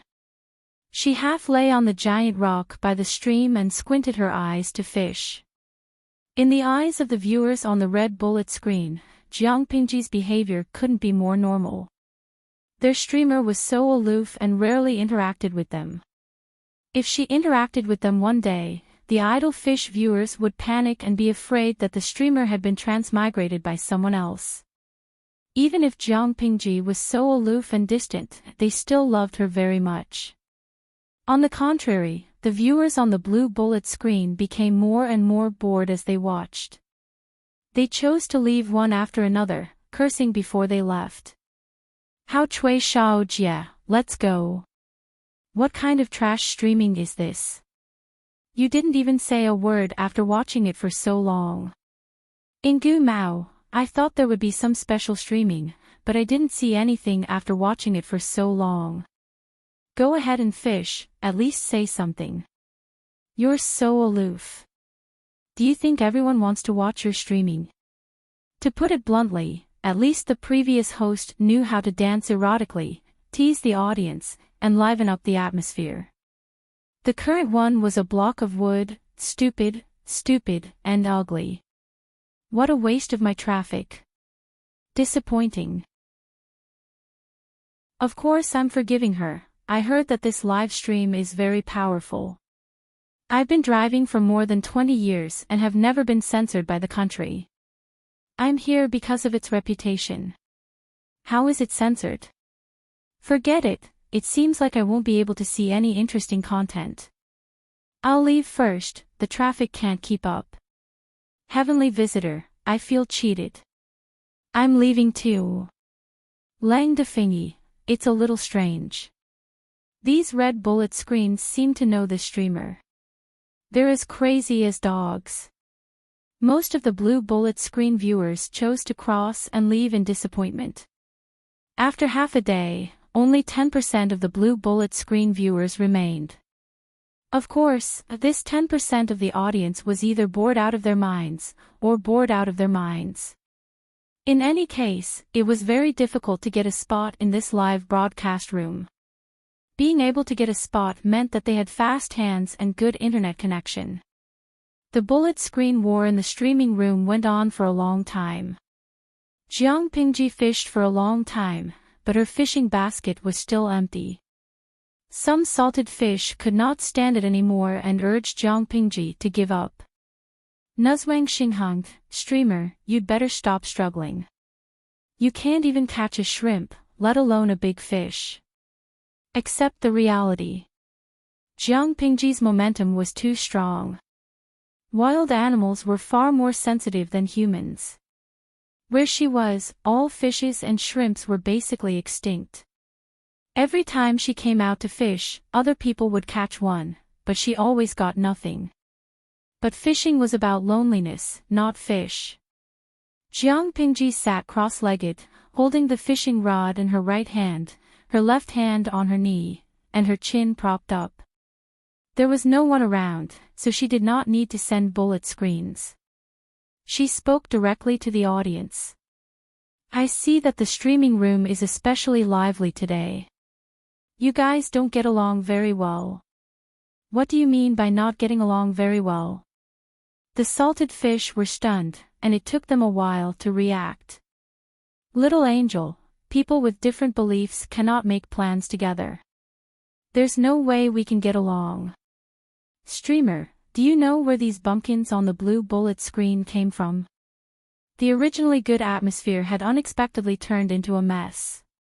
If I had known this would happen, I would not have leveled up. I'd rather fight with countless salted fish for 15 spots in the streaming room than stay in the same streaming room with these losers all day. Gue kaigwo fenxio, I don't want to get along. I'm so angry that I want to jump up and beat their heads. I'm so angry. Jiang Pingji rolled her eyes in front of everyone, like a salted fish that was stranded on the shore. She yawned. People from 2 dimensions are fighting for a limit of 850,000 people. People of all kinds can sneak in. I can't do anything about it. It depends on your hand speed. The streaming room has a limit of 850,000 people. Whoever is faster will be able to get it. The group of salted fish, wait, they seem to have overlooked something. Host, can you repeat what you just said one more time? That's a lot of information. Let's highlight the words, 2 dimensions. Jilan Yushu, wait, streamer, don't scare me. What do you mean by 2 dimensions? Could it be that the color represents the dimensions? The red bullet screen is for allies, and the blue bullet screen is for people from another dimension. Jiang Pingji smiled and said, why would I scare you? It's really 2 dimensions. Whether it was the salted fish in the red bullet screen or the defeated soldiers in the blue bullet screen, both sides were so shocked that their eyes widened and their jaws dropped to the ground. They had been fighting for half a day. Both sides were furious. One by one, they said that they wanted human flesh. They fought it out. However, no matter how powerful the big shots were, they could not find any clues. It was as if the people on the other side had appeared out of thin air, so, they were actually people from another dimension. Chami Dalao, wait, did I go too far just now? Did they all die? People from 2 dimensions can actually fight in the same streaming room and watch the streamer from a 3rd dimension. This is epic making fate. Hello, my friends. Duxing Yufeng. If I knew this would happen, would have been gentler just now. In the sea of red bullet screens, a small group of blue bullet screens occasionally floated by, but they were immediately caught. Fanlu, hello, my friends from the other dimension. Xinjia, friends on the other side, look over, look over, look over. The bullet screens here were very exciting. Due to the huge disparity in the number of people, the blue bullet screen was swaying and trembling in the sea of red bullet screens. It looked very pitiful. Although the viewers on the blue bullet screen were very annoying, they were able to tolerate all kinds of people. They would not kill a person from the same dimension in one go. No matter what group it was, there would always be good and bad, good and bad. They had to be tolerant and get rid of the weeds. However, the salted fish's way of thinking was always different from normal people. One of the audience in the red bullet screen could not help but complain. Chapter 862. Why did the viewers from 2 different dimensions use Chinese characters? It was a good question, but Jiang Pingji couldn't answer it. She made up a story with her eyes wide open. Maybe it's because Chinese characters are the universal language of the entire dimension. The viewers in the 2 streaming rooms were speechless after hearing it. What she said made sense.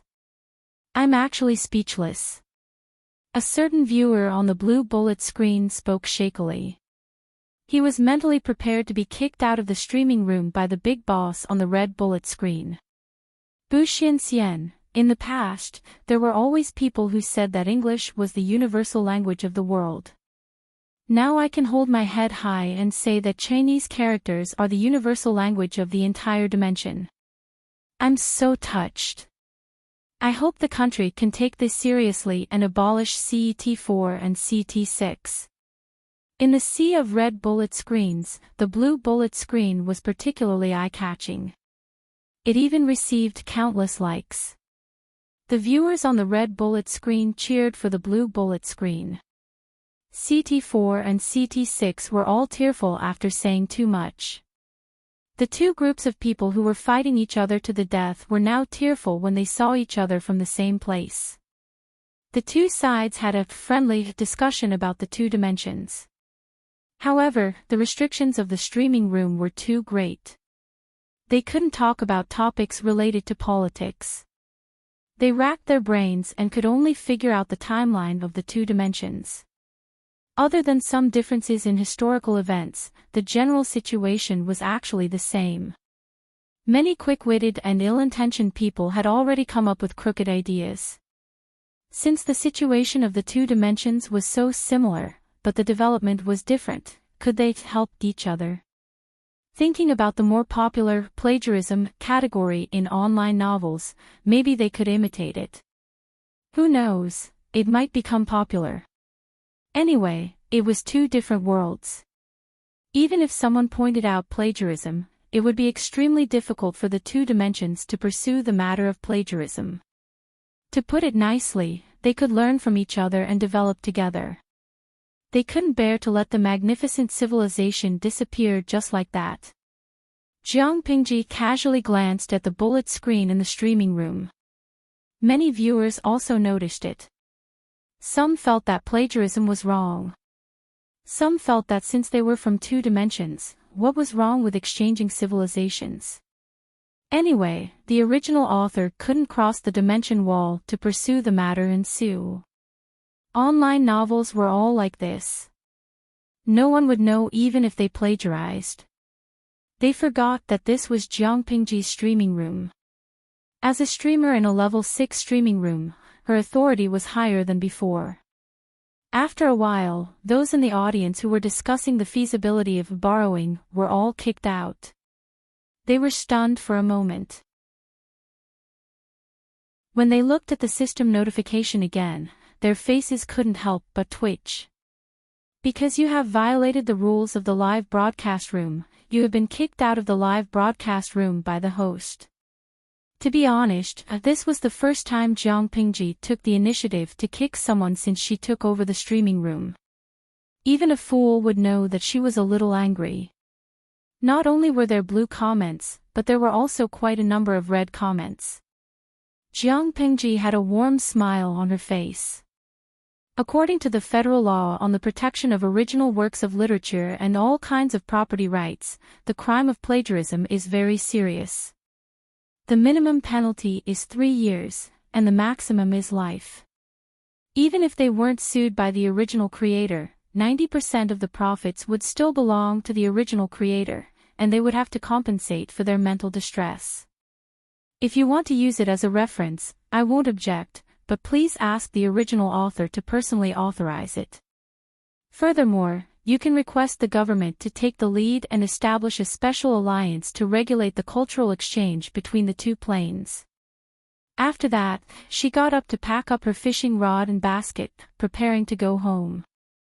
After hearing what Jiang Pingji said, some of the audience blushed. Some felt that she was meddling in other people's business, while others strongly supported her. After all, the streaming room was someone else's territory, and the audience had to act according to the basic rules. After going through half a day of battle, the audience from the two planes could barely communicate calmly. Seeing this, Jiang Pingji revealed a faint smile and leisurely returned to the city. Unbeknownst to her, the matter of the streaming room had grown wings and occupied the headlines of major websites. It was fine if it was a cross-dimensional live broadcast, but now she could communicate with the audience from another plane on the same streaming platform. She was going to go to heaven. The red comments were relatively calm. Although Jiang Pingji's streaming room was a little strange and often showed all kinds of violent scenes, on the whole, it was still positive. Many directors who filmed Ancient Wars liked to edit the content of the live broadcast and use it as a reference. Nowadays, the film and television industry preferred to shoot indoors more and more. They used the green screen wherever it was useful, and they rarely spent energy on shooting real scenes. In general, Jiang Pingji's streaming room was more positive in the eyes of the public. However, it was different for the viewers in the blue bullet screen. As soon as the news spread, it was like a stone that stirred up 1,000 ripples. Abuse and mockery had the absolute upper hand. Thanks to the female transmigrator, the streaming room had been labeled as despicable. In addition, the streaming room had been around for more than 20 years. Many of the audience had a fixed impression of it. Once it was mentioned, they could not help but curse or mock it, as if it was a pile of stinky feces. After such a long time, the audience in the streaming room had been fixed. Now that the streamer had suddenly changed, not only did it not attract new readers, but it also drove away this part of the audience who liked beautiful women. As a result, for a long time, the ratio of red to blue in Jiang Pingji's streaming room hovered around 9:1 or 19:1. The red bullet screen viewers were overjoyed. The cake was only so big. The streaming room's upper limit was 850,000. They could not wait for all the upper limit to be theirs. Yes, the streamer was theirs. No unruly people could snatch her away. Jiang Pingji did not care about this. She did not care which plane the audience was from, as long as they were not from her original plane. As a general of the Federation and the commander of 1/10 of the army, she had now been reduced to a small farm owner. Her fate was miserable. Humming a tune, Jiang Pingji walked into the city under the orange afterglow of the sunset. The streets were still bustling with business. The street vendors were shouting and hawking, and children were chasing and laughing. The child who was leading accidentally bumped into Jiang Pingji. She did not move an inch, but the child fell. There are carriages and pedestrians everywhere. You naughty children, if you want to play, go somewhere else. Jiang Pingji's face was fierce. She picked up the child who had fallen.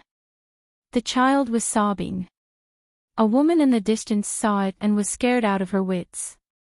She hurriedly ran over to carry the child away. She was so scared that her shoulders were trembling. The woman saw Jiang Pingji's face clearly. It was as if someone had stolen her voice. She could not say anything. Jiang Pingji was usually very close to the people. Many people knew what she looked like. The woman had seen her before. My son is naughty and has disturbed the prefecture magistrate. As the woman knelt, the 2 or 3-year-old child in her arms knelt as well. Jiang Pingji had a very good memory. She saw the woman's face and found it somewhat familiar. You are. Listening to the woman's words, she was obviously not an ordinary village woman. Chapter 863. Jiang Pingji was surprised. She lifted her hand to help the woman up and said with a smile, "This isn't a good place to talk. Why don't we sit in the restaurant next door?" Judging from the woman's appearance, she lived a hard life. She lived frugally and only ate 1 meal a day. The child beside her was raised well. He was fair, chubby, and adorable. Even the clothes he wore were made of fine cotton. Fine cotton was not expensive, but for a peasant family with an average family, it was a huge expense. The woman hesitated for a moment, then beamed with joy. She carried the child in her arms and followed Jiang Pingji to the nearby reception house. The reception house was opened in all the towns and cities in Wanzhou. Its reputation was improving day by day. The dishes developed by the chefs were also changing day by day. Although it was geared towards middle and high-class customers, ordinary people could occasionally have a meal if they gritted their teeth. The woman followed Jiang Pingji to a private room. She and the old housekeeper lived frugally to support their young master. They had never been to the reception house. Order more of what you want to eat. This child. If I remember correctly, is he the one protected by his mother? How many people had Jiang Pingji saved during the earthquake in Shangjing? Most of the people in Xiangyang district today had followed her to escape from Shangjing to this place. The woman nodded with tears in her eyes. Her eyes were bloodshot, but she did not look like she had been wronged. Instead, she looked excited. She had always remembered Jiang Pingji, but she was a busy person. How could she remember her? She had just reminded her, but she did not have high hopes. She did not expect Jiang Pingji to be right. Yes, it is my young master. The woman nodded excitedly. The chubby child in her arms twisted in confusion. He looked at Jiang Pingji and then at the woman who was holding him. He did not understand what had happened. He could only step on the thigh of the woman who was kneeling. He tiptoed and tried to wipe her tears with his chubby white paws. How have you been all these years? Jiang Pingji looked at the child and dug out the relevant fragments from her memory. She remembered that when she rescued the child from the ruins, the child was protected by a woman who had her back curled up. If the woman had not protected him with her body, her spine, and her head, arms, and chest, he would have died a long time ago. A pure smile appeared on the woman's face. It's all thanks to the prefecture overseer's good governance that I was able to survive in this world with my master. In the past, there were 20 people in the mansion, but after the earthquake, only 3 survived. A wet nurse, a housekeeper, and a 2-month-old child. The world outside was too chaotic. The 3 of them were old, weak women and children. There was no way for them to seek refuge with their relatives. They could only follow Jiang Pingji to Xiangyang district. The old housekeeper did the accounting and outside work, while she knitted sweaters or embroidered some patterns at home to sell. She lived frugally on weekdays. After deducting the small amount of rent paid to the county headquarters, the remaining money was enough for them to live on. The 2 of them were loyal and devoted servants. They would rather work themselves a little harder than suffer the slightest injustice to the child. Therefore, among the 3 of them, only the child was wearing clothes made of fine cotton. Jiang Pingji said, "You're the wet nurse." If I remember correctly, there was an old man who survived. The woman said, "Prefecture overseer, you have a good memory." That was my wife's dowry butler. Jiang Pingji said to the child, "Come here." The child was very guilty. He had just bumped into someone. How would he dare to take the initiative to approach her? The woman encouraged him, and he ran to Jiang Pingji hesitantly. Jiang Pingji carried him and bounced him up and down. The 2-year-old child was quite heavy. I remember that the child's family seems to be extraordinary. Have you never thought of bringing the child to look for his relatives after so many years? Before the earthquake, land in Shangjing was expensive. Those who could buy property there were either rich or respectable. Logically speaking, the child's parents were not ordinary people. The woman said, "I had this plan for a long time, but there were wars everywhere in the past. The housekeeper and I didn't dare to bring the young master to take risks. Therefore, it has been delayed until now. I plan to save enough money in a few years to set off to look for my relatives, so as not to delay the young master's initiation." In the whole of Dongqing, what place was safer than Wanzhou? The lion was entrenched and heavily guarded. The prefecture magistrate loved the people like his own children. He governed the whole of Wanzhou in an orderly manner. Outside the boundaries of Wanzhou, there were either wars or all kinds of disasters. How could she and the old housekeeper protect the young master? Jiang Pingji carried the child and put some food in his bowl. What is this child's background? Since I saved him and met him on the street today, it seems that we are fated. If I can help, I can send someone to pass a message to the child's relatives and ask them to bring the child back as soon as possible. Looking at you, these years have not been easy. The woman's eyes turned red again.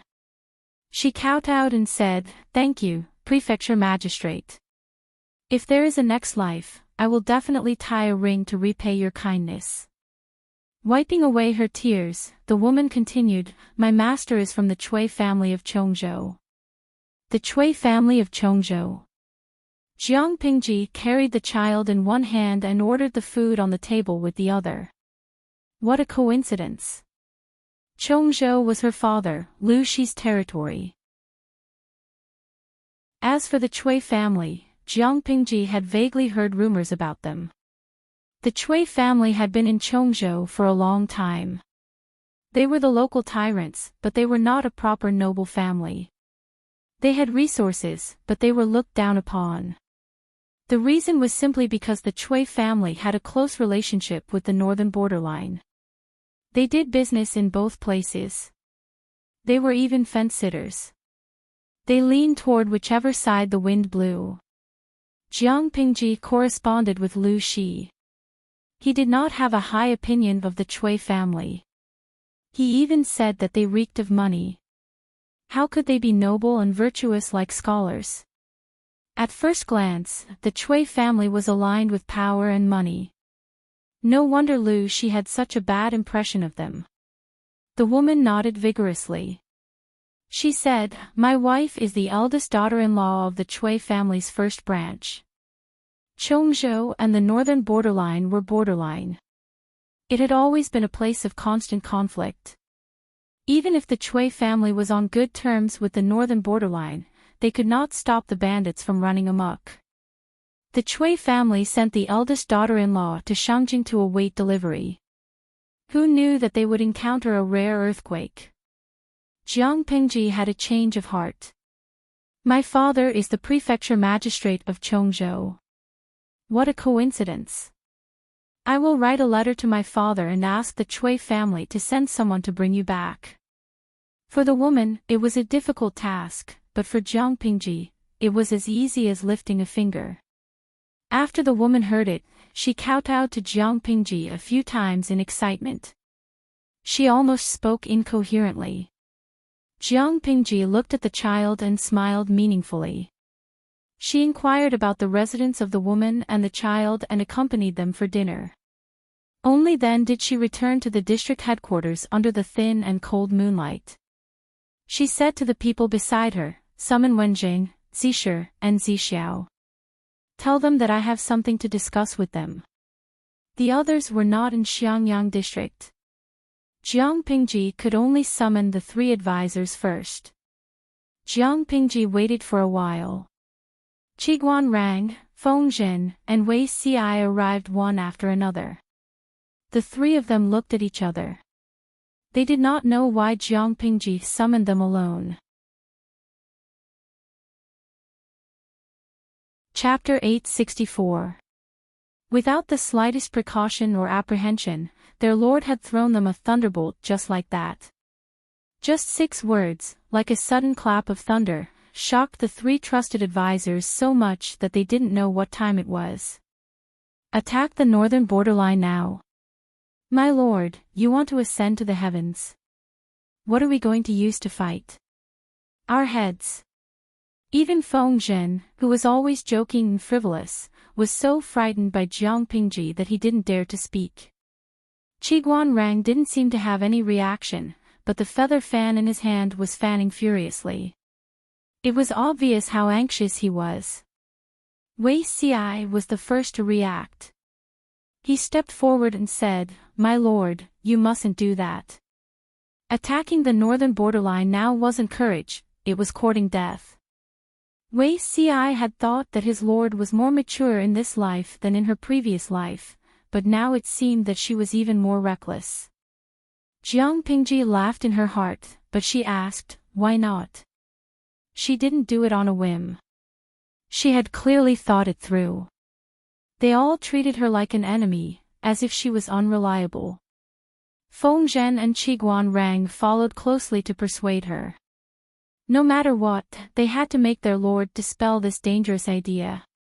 Qiguan Rang said, "My lord, attacking the northern borderline now is not a good time." Feng Zhen secretly took a deep breath. He stepped forward and said, "I agree with the two of you. The northern borderline has experienced the horse plague and suffered a great loss in military strength, but a centipede dies but never falls down. If we don't have the confidence to kill them in one strike, we can't easily attack the northern borderline. Attacking now is no different from striking a rock with an egg. The books on war say that the military is a matter of great importance to a country. It is a place of life and death, a path of survival. In our opinion, we need to go through 5 things: take advantage of the right time, the right place, and the right people. Only then can we give it our all. The time is not ripe yet, so we must not attack." Previously, they had agreed to peacefully develop for a few years before going to war. Why did their lord change her mind now? The 3 of them groaned in their hearts, but they also understood Jiang Pingji's temperament. If they didn't say the ugly things, it would be difficult to convince her to give up on this idea. Jiang Pingji sat in the seat of honor and leaned against the table. She said to Feng Zhen, "Zisher, continue." Feng Zhen said, "The so-called 5 things are Tao, heaven, earth, general, and law." The so-called Tao referred to the agreement between the lord and the generals, and they could live and die together. The so-called heaven referred to the seasons and climate. The earth referred to the terrain conditions. The general referred to the martial arts and abilities of the generals. As for the law, it referred to the organization of the army, the division of duties between generals, and the logistics and material reserves. Now, we disagree with our lord, and we don't know the terrain of the northern borderline and the weather conditions after the war. Although our generals are strong, the newly recruited soldiers have not been trained properly.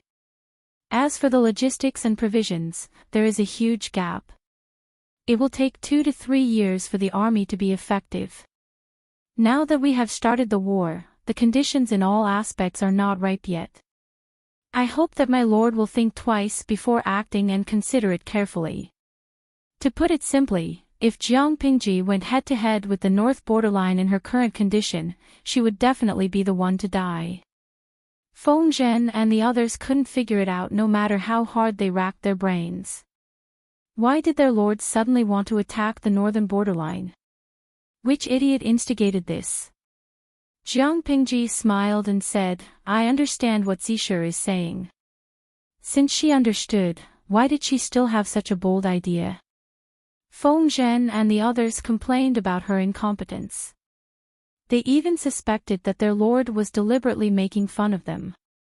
Jiang Pingji's next words made them so angry that they wanted to vomit blood. However, I still want to fight. Wei Ci didn't say a word. He just secretly watched Jiang Pingji's expression. Qiguan Rang, who was beside him, slowed down his fanning. He said, "Can you tell us the reason, my lord?" His lord's wisdom was not inferior to that of an ordinary strategist. Her thoughts were even more imaginative. She might really have a reason for doing this. Jiang Pingji said, "Of course, it's impossible to contend with the northern borderline with just Wanzhou alone. Moreover, I'm not saying that we have to fight now." The 3 of them were speechless. They inexplicably felt like they had been F***ed. Qiguan Rang's eyes darkened. He seemed to have thought of something, and a layer of worry appeared in his heart. "Then what do you mean, my lord?" Qiguan Rang asked. Jiang Pingji said, "I think it's time to discuss it with my father. The situation in Wanzhou has stabilized. The recruitment of troops is proceeding smoothly, but Chongzhou and Hu County are both in my father's hands. I don't understand the situation there. Even with my father's help, the trouble we'll encounter will not be small. Those who are loyal to my father may not be loyal to me. While it's still early, I want to merge the existing forces into one as soon as possible. Only when the people's hearts are completely united can we have a chance of winning against the northern borderline. Feng Zhen's eyes turned. He seemed to understand Jiang Pingji's reasoning. He asked, "My lord, are you worried that your stepbrother has ulterior motives?" Lu Shi only had a son and a daughter. In the future, the family property would definitely be divided between the two children. The stepbrother was now 14 years old. In a few years, he would be able to establish his own family. If he was ambitious and competed with Jiang Pingji, it would indeed be troublesome. The external threat had not been resolved yet, but internal problems had arisen. If the siblings fought and held each other back, how could they stand firm in this chaotic world? The best way was to completely stabilize their position and power before the stepbrother grew up. Now that Jiang Pingji wanted to attack the northern borderline, it was an excellent excuse to take over the military power of Chongzhou and Hu County from Lu Shi's hands. The three trusted subordinates had their imaginations run wild. They were all convinced by their own ideas. Jiang Pingji could not help but laugh. She was unwilling to explain too much. They would know the truth when the time came. Lu Shi naturally supported her. However, even if she was Lu Shi's daughter, the aristocratic families in Chongzhou and Hu County might not be willing to accept her. Jiang Pingji did not want to attack the northern borderline a few years later. Her subordinates were still disorganized and in a mess. She continued, "Today, I met someone. This person may be the breakthrough point for us to gather the forces in Chongzhou. Chongzhou and the northern borderline are borderline. Once war breaks out, it will definitely be embroiled in the flames of war. As for Hu County, that place has a vast land but a small population. Although it produces a lot of grain, if we farm for a few years, it will be enough for the war. From the looks of it, gathering Chongzhou is far more important than gathering Hu County."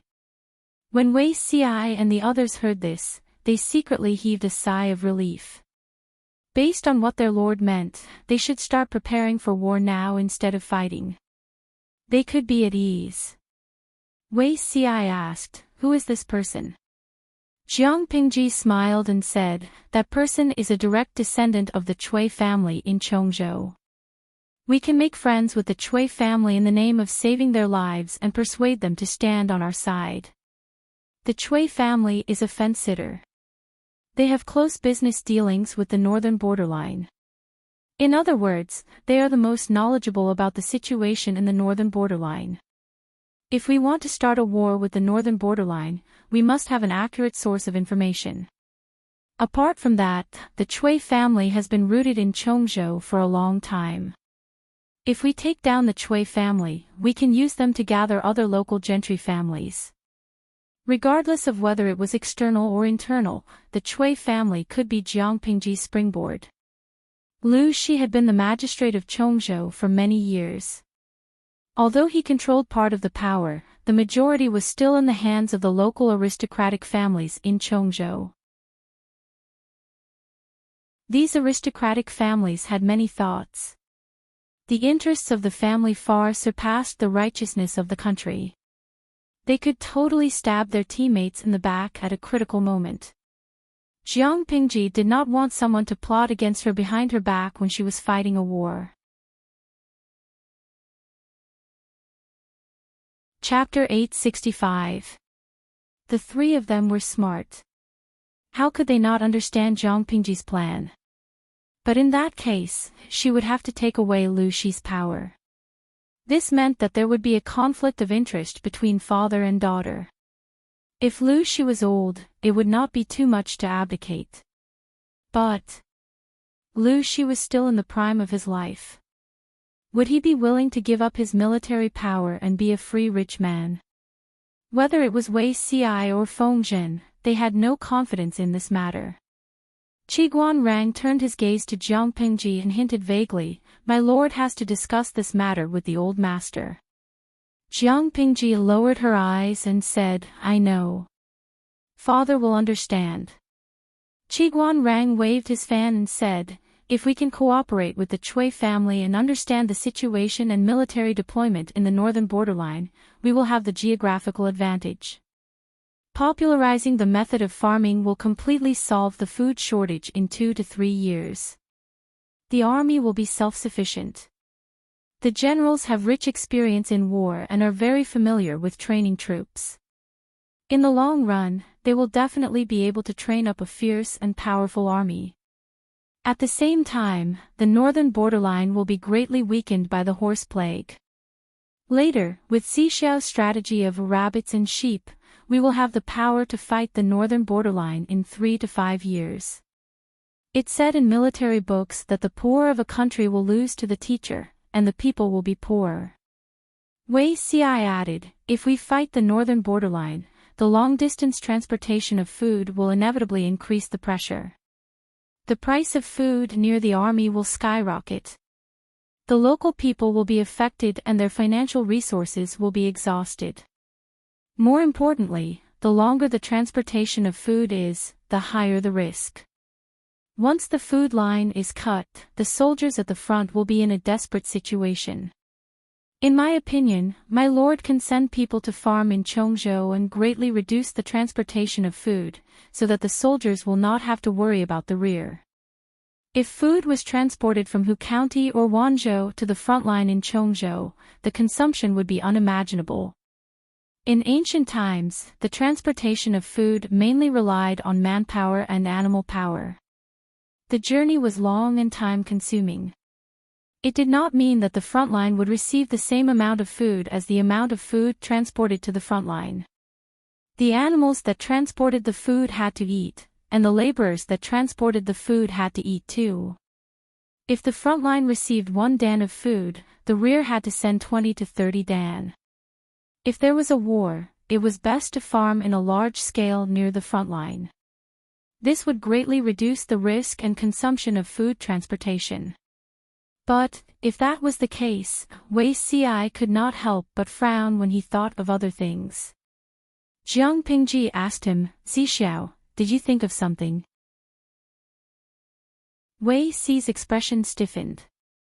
He sighed and said, "Due to the impact of the horse plague, the economy of the northern borderline has been severely damaged. As a result, the price of foodstuffs has skyrocketed. A large number of lowly herdsmen are unable to afford foodstuffs and live a difficult life. If the northern borderline knows that we are stationing farmland on a large scale at the border of Chongzhou, when the time comes, it will definitely attract a large number of cavalry to plunder." Ci's consideration was not thorough. "I'm afraid that the plan just now will not work. If that was the case, all the grain they had planted in the fields would be taken away by the northern borderline. Were they storing food for themselves or sending food to the enemy?"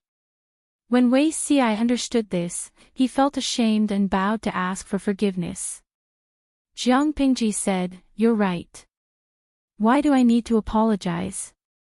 It was a good idea to station fields at the border of Chongzhou to reduce the consumption of grain. If the northern borderline sends their cavalry to raid us, we don't have to be afraid.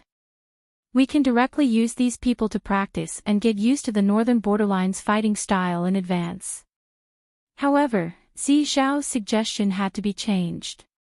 Farming is fine, but it cannot be concentrated in one place. Set up a few more.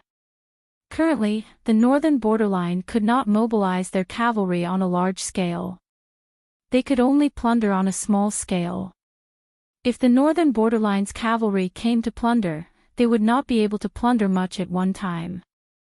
The losses were small, and they could use them to practice. If the grain was stored in one place, if the enemy sneaked around and attacked from behind, wouldn't it be awesome to burn the granary? The 4 of them discussed the details in detail.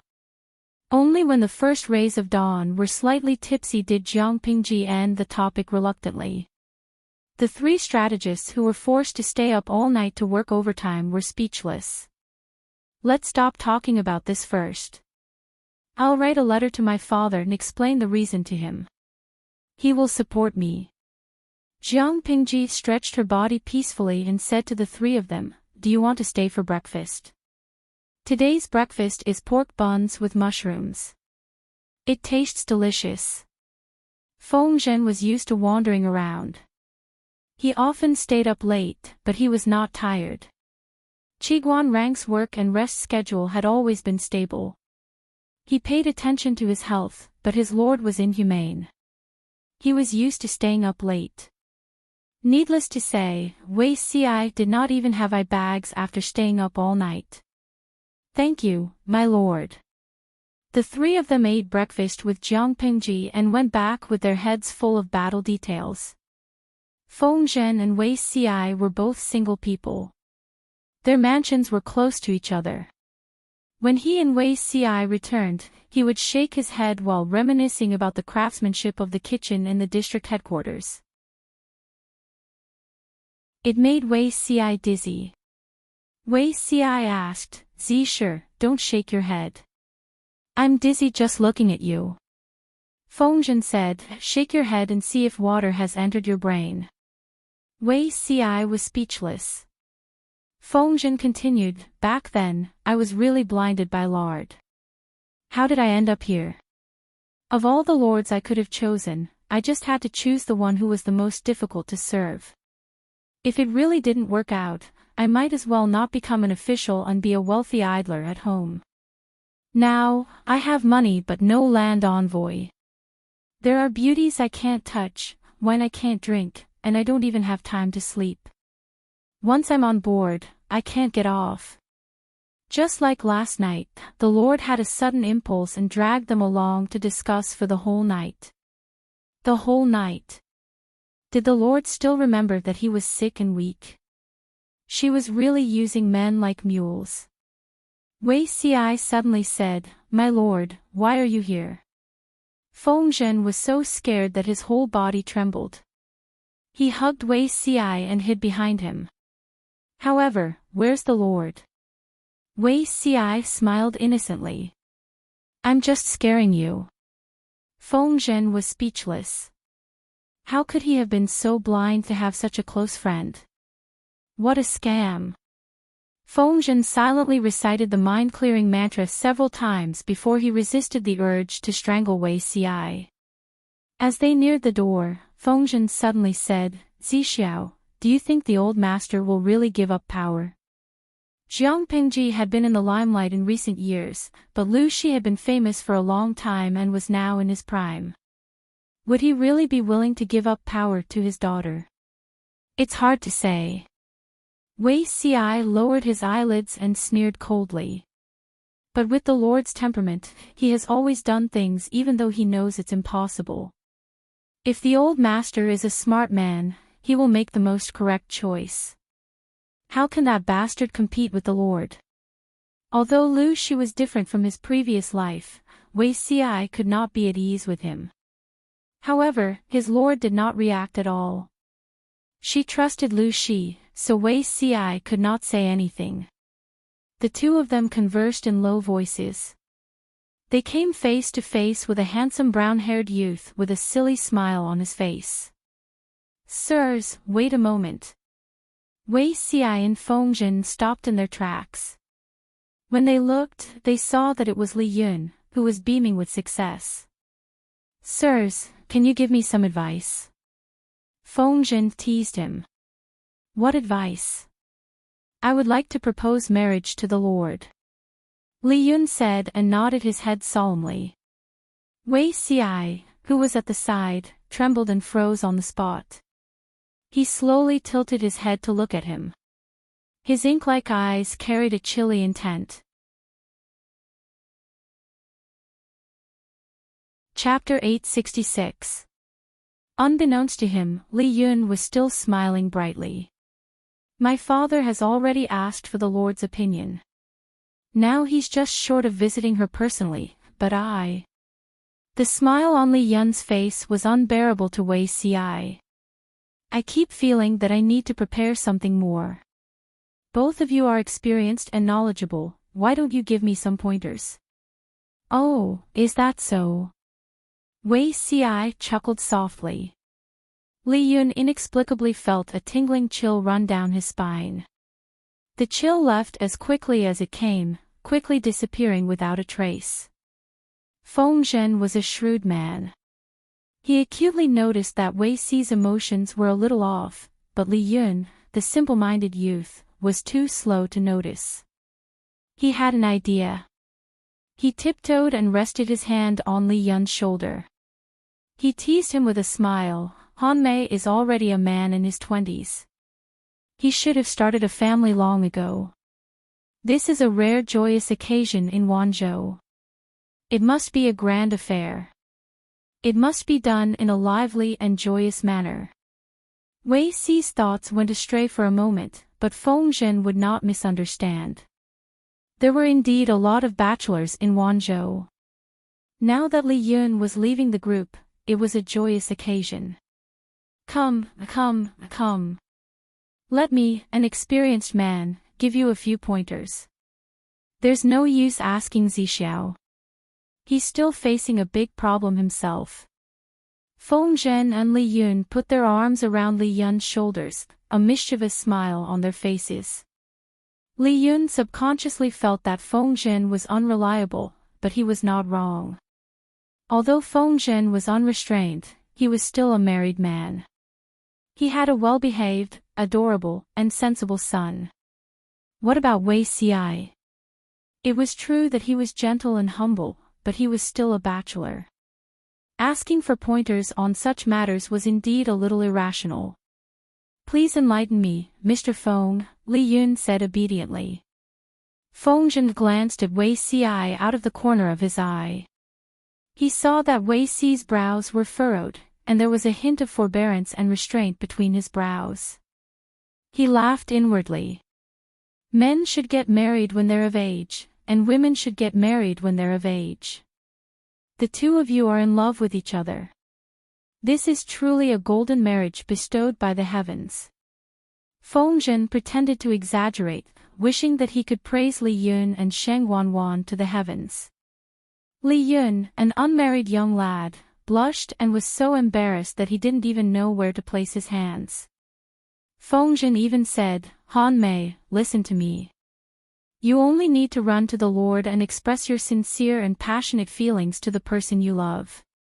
Believe me, no woman in this world can resist such a passionate and unrestrained confession. Li Yun was so embarrassed that he felt as if smoke was about to come out of his head. He had also said implicit words of love to Sheng Wanwan before, but he had never said them so bluntly. Who would have thought that Mr. Feng, who appeared to be a debauchee, was actually a passionate person? His petite body hid a bold and unrestrained soul. Li Yun said shyly in a low voice, "Isn't this too offensive? I'm afraid that Lord will despise me and say that I've offended a beauty." Feng Zhen laughed and said, "What are you afraid of? A chaste woman is afraid of a clingy man. She might say you're rude, but who knows how shy and happy she is in her heart." Li Yun was about to nod when he heard Wei Ci reprimand him while suppressing his anger. How rude, how impudent. Li Yun was stunned. He turned to look at Wei Ci, but all he could see was the other's back as he turned to leave and his wide sleeves fluttering in the wind. This. Mr. Wei, this is. Once a mild-mannered person got angry, the scene was rather frightening. Even though Li Yun was valiant and brave, he was also shocked at this moment. He didn't know how he had angered the other. Feng Zhen restrained the emotions in his eyes and the corners of his mouth curled up slightly, revealing a profound smile. Li Yun muttered, "Mr. Wei has always been self-restrained and polite. Mr. Feng's words just now must have displeased him." Indeed, such a solemn event as a marriage proposal should be carried out with respect and not blindly guided by Mr. Feng. Feng Zhen heard Li Yun's mutterings and scoffed lightly. He said, "Concern leads to confusion. Even he, Wei Zixiao, is no exception. Li Yun continued to be confused, not understanding what Feng Zhen meant. Feng Zhen saw that his brain wasn't working properly and gave him a loving look, as if he was looking at his own silly and adorable son. If you don't understand, then don't think too much. It's useless even if you understand. Since the Lord has already agreed to your marriage with Wan Nyangzi, and Wan Nyangzi has feelings for you, you just need to follow the old tradition of the 3 letters and 6 rites and do it step by step. I'll be waiting to drink your wedding wine. Li Yun was dejected. After going around in circles, Feng Zhen still hadn't come up with any good ideas. After easily dismissing Li Yun, Feng Zhen was so worried that he paced in circles 3 times. Feng Zhen knew that with Wei Xi's brain, even if his IQ went offline, it would only be for a short period of time. Once Wei Xi had time to calm down, he would definitely realize that he had made a mistake. Thinking of this, Feng Zhen hurriedly chased after Wei Xi and shamelessly went to his house. I didn't expect this. Feng Zhen hadn't even entered the main hall, but he was already filled with excitement, as if he had discovered a new continent. Didn't expect what? Wei Xi had been back for a while. He knelt near the table and stared coldly at the boiling tea stove. He already knew that Feng Zhen would come, but he was secretly annoyed at himself for not being patient enough to have such a stupid misunderstanding. I really didn't expect that you, Wei Zixiao, would have such thoughts about your lord. Feng Zhen lightly slapped the table. The sound wasn't loud, but it was enough to make one's heart tremble. When Wei Xi heard this, he suddenly raised his head. His ink-black eyes contained an undisguised sharpness. Sure, you can eat whatever you want, but you can't say whatever you want. When did I ever have any disrespectful thoughts about my lord? Feng Zhen had a smile on his face as he sat beside Wei Xi. Just disrespectful thoughts. Feng Zhen wouldn't let this opportunity slip by. It was rare to see Wei Xi being forced into a corner. No matter what, he had to enjoy it. He said aggressively, no matter who it was, when they first heard that Han Mei wanted to propose marriage to my lord, the first thought that came to mind was that he wanted to propose marriage to my lord and marry Shang Wanwan. But you're different. Your first thought was that Han Mei wanted to propose marriage to my lord and marry her. Do you think it's reasonable to say that you don't have any other thoughts about my lord? Wei Xi opened his mouth. His secret thoughts had been exposed by Feng Zhen, and for a moment, he didn't know how to refute. His glib tongue that flowed like a river didn't have any effect on him at all. Absurd. He could only spit out these 2 words. Feng Zhen, who had been imposing just a moment ago, raised his hand and put it around Wei Xi's shoulder the next second, looking like a good brother. My lord isn't married, and you aren't either. Isn't it normal to have such thoughts? Feng Zhen said. Why are you so secretive about it? Look, you almost scared the little angel Han Mei just now. Wei Xi raised his hand and brushed Feng Zhen's hand away. His expression was dark and solemn, and he looked at Feng Zhen with even more vigor. How can a person like my lord be disrespected so easily? I don't want to hear such words from you again. Xi and my lord are innocent. Chapter 867. Wei Xi said, My lord, you have yet to succeed in your hegemony, you should not be hindered by this kind of love affair. At this moment, Feng Zhen made an inelegant gesture of using his little finger to pick at his ear, directly outsmarting Wei Xi. Did you hear that right? According to Zixiao's meaning, doesn't that mean that the lord and you are a couple and have an affair? Feng Zhen looked as if he had discovered a new continent. He said, Just now, I only said that you secretly admired the lord, but I never said how the lord reacted to you. Why is it that you and the lord are in love with each other? Could it be that there's more to it? Wei Xi's face paled. He realized in hindsight that he had been tricked by Fengzhen and was furious. If not for his good upbringing, he would have long lost control of his impulse and kicked Fengzhen out of the house. You have a beautiful face and a charming body. You deserve to be loved by others. For example, Xingyue, don't you have many women in your boudoir? There was a hint of slyness in Fengzhen's eyes as he admired Wei Xi's fairy-like face with great interest, revealing the annoyance and shame that only a mortal man could have. He continued, My lord is not an ordinary woman, but she is also a person of flesh and blood. Outstanding women were chased by men, and outstanding men were chased by women. This was a matter of course. The pavilion closest to the water enjoys the moonlight first.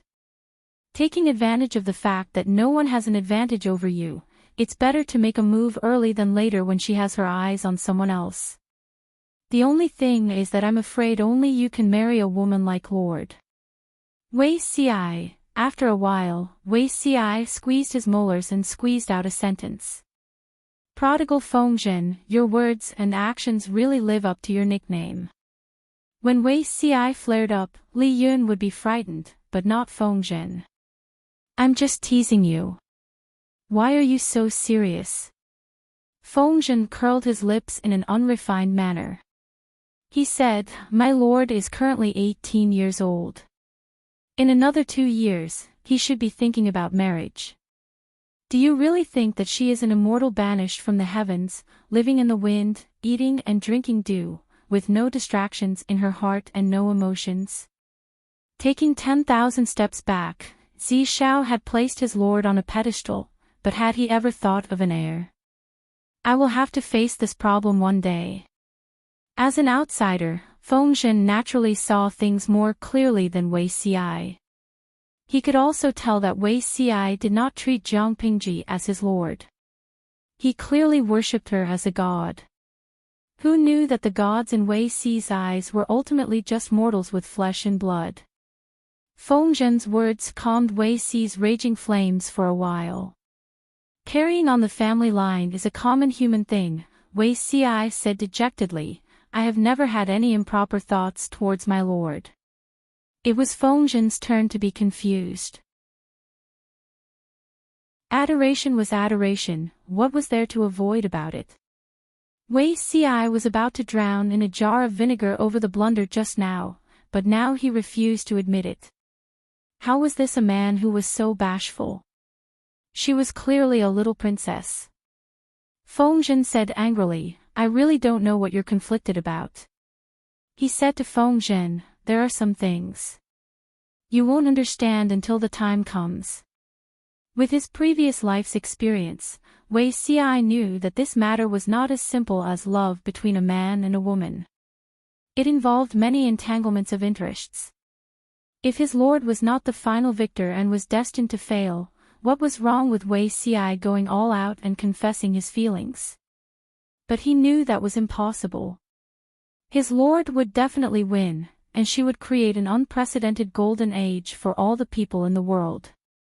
Wei Xi did not want to be a stain on her reputation and give those gossipy people a reason to attack her. If possible, he hoped that he could stand by her side and quietly sweep away the pebbles for her, so that she could walk more steadily. Fengzhen wanted to tease him a little more, but he saw Wei Xi's deep frown. The pain on his face did not seem fake, so he could only stop. He was a prodigal son. How could he understand the principle that the more Wei Xi liked and admired, the more he dared not approach? It won't be you. It will always be someone else. Fengzhen folded his hands into his sleeves. Every word he said was like a knife stabbing into Wei Xi's heart. Just now, Hanmei only made a slip of the tongue, and you're already so jealous. When the nightmare comes true, tsk, Fengzhen added, why can't you understand? Wei Xi responded with silence. The prodigal son said, I don't understand what you're worried about, but if you think about it carefully, I guess I can guess a thing or two. You're just worried about the gossip of others and the fight for the heirs in the future. It's not difficult to talk about it. Why don't you just change your surname and marry into her family? Wei Xi was speechless. To prevent Fengzhen from going too far, Wei Xi could not bear it anymore and said, "It's not just that." Fengzhen asked, "Then what is it?" Wei Xi rubbed his brows and said, "Do you think it's possible for my lord to become the emperor?" Fengzhen thought for a while and said, "If she can successfully get rid of the calamity of the northern borderline, my lord will be able to add 9 pebbles and become her own emperor. If she could conquer the northern borderline, plus half of Dongqing's territory, it would not be too much to make her own emperor." Wei Xi asked again, "If a woman becomes the emperor, will her husband be the ruler?" Fengzhen instinctively wanted to reply, "Ridiculous," but he suddenly paused. Wei Xi smiled bitterly and said, "If her husband is the ruler, it will undoubtedly be the ruling family of the Empress.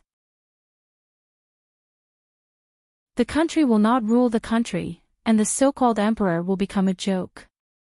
The important officials of the court can tolerate one empress, but can they tolerate 2 or even 3? If the throne is passed to a prince, the fight between the empress relatives will become more and more intense. As you can see, the aristocratic families are at their peak and have military power in their hands. If a male emperor ascends the throne, the harem will become a channel for the aristocratic families to control the emperor. No matter what they do, it will be wrong. It's still a little far to talk about this now, but it will have to be faced eventually." Fengzhen was stunned. He really did not think so much. "Wait, according to what you're saying, is it better to let my lord be childless for the rest of her life? Or should I say, when my lord conquers the world, she will then adopt her brother's son and forcibly hand over the world? How is that possible?" Wei Xi's eyes were cold and he said, "Getting rid of the father and keeping the son is the best way." After hearing this, Fengzhen's eyelids twitched violently. Wei Xi said, "Forget it, why talk about such a distant matter? If you have nothing else, go home as soon as possible." Wei Xi felt that standing in front of him was an eyesore. Fengzhen could hear the disdain in Wei Xi's words, but he still shamelessly stayed, thinking about what Wei Xi had said earlier. If my lord could really aspire to the throne, having children would indeed be a problem. In addition, Wei Xi's words also mentioned the problem of the aristocratic families. Nowadays, there were many aristocratic families with armies. It would be fine in troubled times, but if the world gradually moved towards unification, it would become a hidden danger of division again. With my lord's temperament, how could she like to be held back by others? Either she would completely weaken the aristocratic families, or they would retaliate and turn them into mere puppets. The interests of the two were completely opposite, and there was almost no possibility of reconciliation. Fengzhen frowned and thought of many hypotheses. Wei Xi, who was beside him, had already calmed down. He took down the teapot on the tea stove and showed off his tea skills. Chapter 868. Fengzhen, who had been tricked by Wei Xi, pondered for a long time but still had no clue. Wei Xi even kindly made him a cup of tea. "Thank you," Fengzhen thanked him as he accepted it. Just as his lips touched the rim of the cup, he suddenly realized that it was not right. He had almost been fooled by Wei Zhixiao. She looked up and saw Wei Xi's frowning eyebrows. His eyes, which seemed to be painted black, flickered with a dense gloominess. Seeing this, Fengzhen's heart softened. He swallowed the words that were stuck in his throat and did not continue to make things difficult for Wei Xi.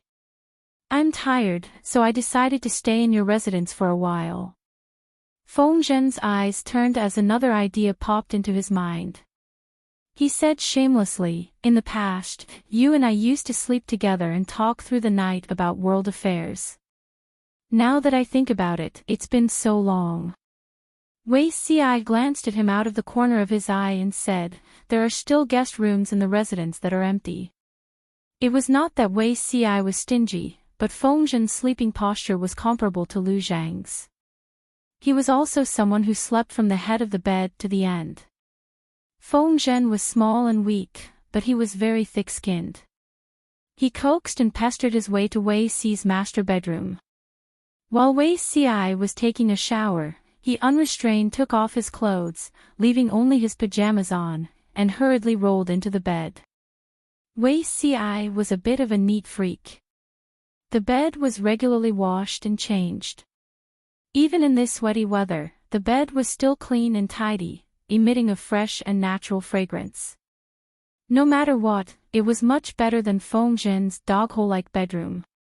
By the time Wei Si washed up and was ready to sleep, Feng Zhen had already fallen asleep with his limbs spread out. His clothes were slightly open and his hair was messy. He was sprawled out, taking up most of the space. The weather was still hot and it was easy to sweat. Feng Zhen did not even take a shower and just rolled onto his bed. Wei Si thought to himself that when Feng Zhen woke up, he would definitely wash this mattress 3 to 5 times. Wei Si was wearing white pajamas and lay on his side on the other side of the bed. Drowsiness overwhelmed him and his consciousness slowly drifted into dreamland. At this moment, Feng Zhen deliberately lowered his voice and asked, Zixiao. Zixiao. Are you still awake? Wei Si struggled to open his eyes and answered vaguely, What is it? Feng Zhen said, Speaking of sleeping together, I suddenly thought of something. You and the Lord seem to have once shared the same bed and slept together. Wei Si narrowed his eyes as he listened, but he was highly vigilant about anything related to Jiang Pingji.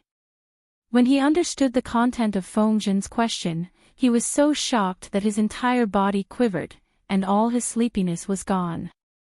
Feng Zisher, if you don't want to sleep, you should go back to your house earlier. Feng Zhen supported his cheek with one hand and turned sideways to look at Wei Si. That flawless, jade-like face was now filled with complicated emotions. There was embarrassment and shock, as well as the fear of having his secret exposed. It had to be said that this greatly satisfied Feng Zhen's bad taste. No. I'm not leaving. Feng Zhen shamelessly crawled onto the bed and hugged the pillow with both hands. Suddenly, his fingertips touched a roll of something. He reached out and carefully touched it, taking out the scroll. It was actually a scroll that had been carefully put away by someone. Without waiting for him to react, Wei Si's expression changed again, and he uncharacteristically pounced on him. Feng Zhen instinctively dodged and avoided Wei Si. Relying on his agility, he ran away with the scroll. He didn't want to open the scroll, but Wei Si's reaction was too abnormal. TSK. The precious thing on the bedside, could it be the fire-repelling painting that you usually look at for fun? Feng Zhen escaped quickly and opened the painting quickly. Wei Si was afraid to take action, so he couldn't catch up to him. Feng Zisher. Wei Si was so angry that he took the long sword by the side of the bed and unsheathed it. Feng Zhen was so frightened that his hair stood on end. Was he serious? Feng Zhen quickly glanced at the contents of the painting. When he saw it clearly, he looked at Wei Si with a strange expression. There was no other reason. The woman in the painting was none other than Jiang Pingji. The woman in the painting was sleeping on a flower. The strokes were exquisite and realistic. It was completely different from the current freehand brushwork. This painting was more realistic. The woman's eyelashes were long and slender. Her eyelids trembled slightly, as if she was about to open her tipsy eyes and reveal a pair of clear, watery eyes. That wasn't all, but the woman in the painting was dressed very boldly. It was completely different from the current conservative creative style. Her sleeves were narrow, revealing 2 snow-white wrists. The hem of her skirt was huge, as gorgeous as a blooming peony. In comparison, the hem of her skirt was a little short. It only covered her calves, revealing 2 slender feet. 2 silver rings with bells hung on her slender ankles. The woman was sleeping soundly on the ground because she was drunk. Her sleeping petals were scattered around, making the white look whiter and the red redder.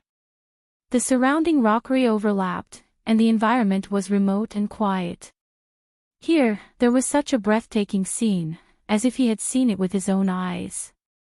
Fengzhen glanced at the time of the inscription and raised his eyebrows fearlessly.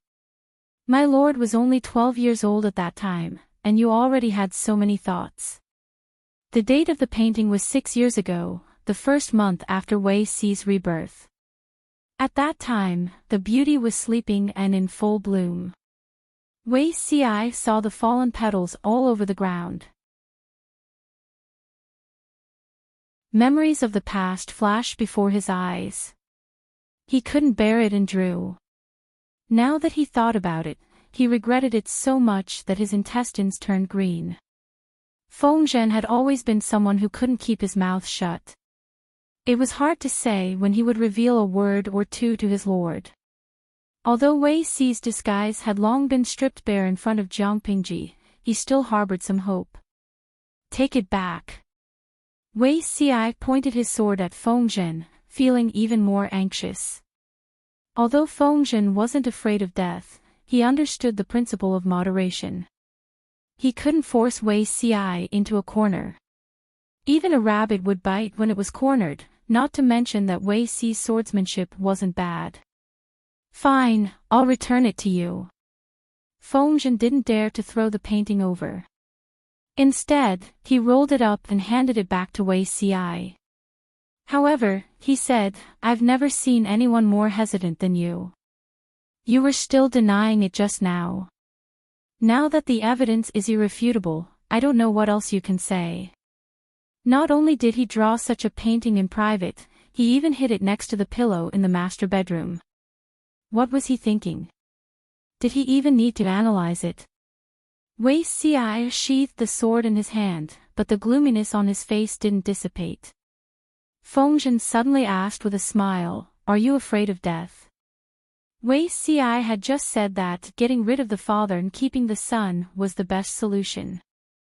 Now that he was pleased with his lord, he couldn't help but think too much. Of course, Fengzhen knew Wei Xi's temperament. It was impossible for him to be afraid of death. Fengzhen calmly prepared to listen to Wei Xi's explanation. Looking at his embarrassed expression, he didn't expect Wei Xi to look absent-minded. If I was afraid, I wouldn't have killed myself back then. Wei Xi barely managed to shut his mouth and did not manage to say the last word, kill. Otherwise, with Fengzhen's ability to cause trouble, wouldn't he get to the bottom of it? Fengzhen saw that the alarm had been lifted and immediately became fearless.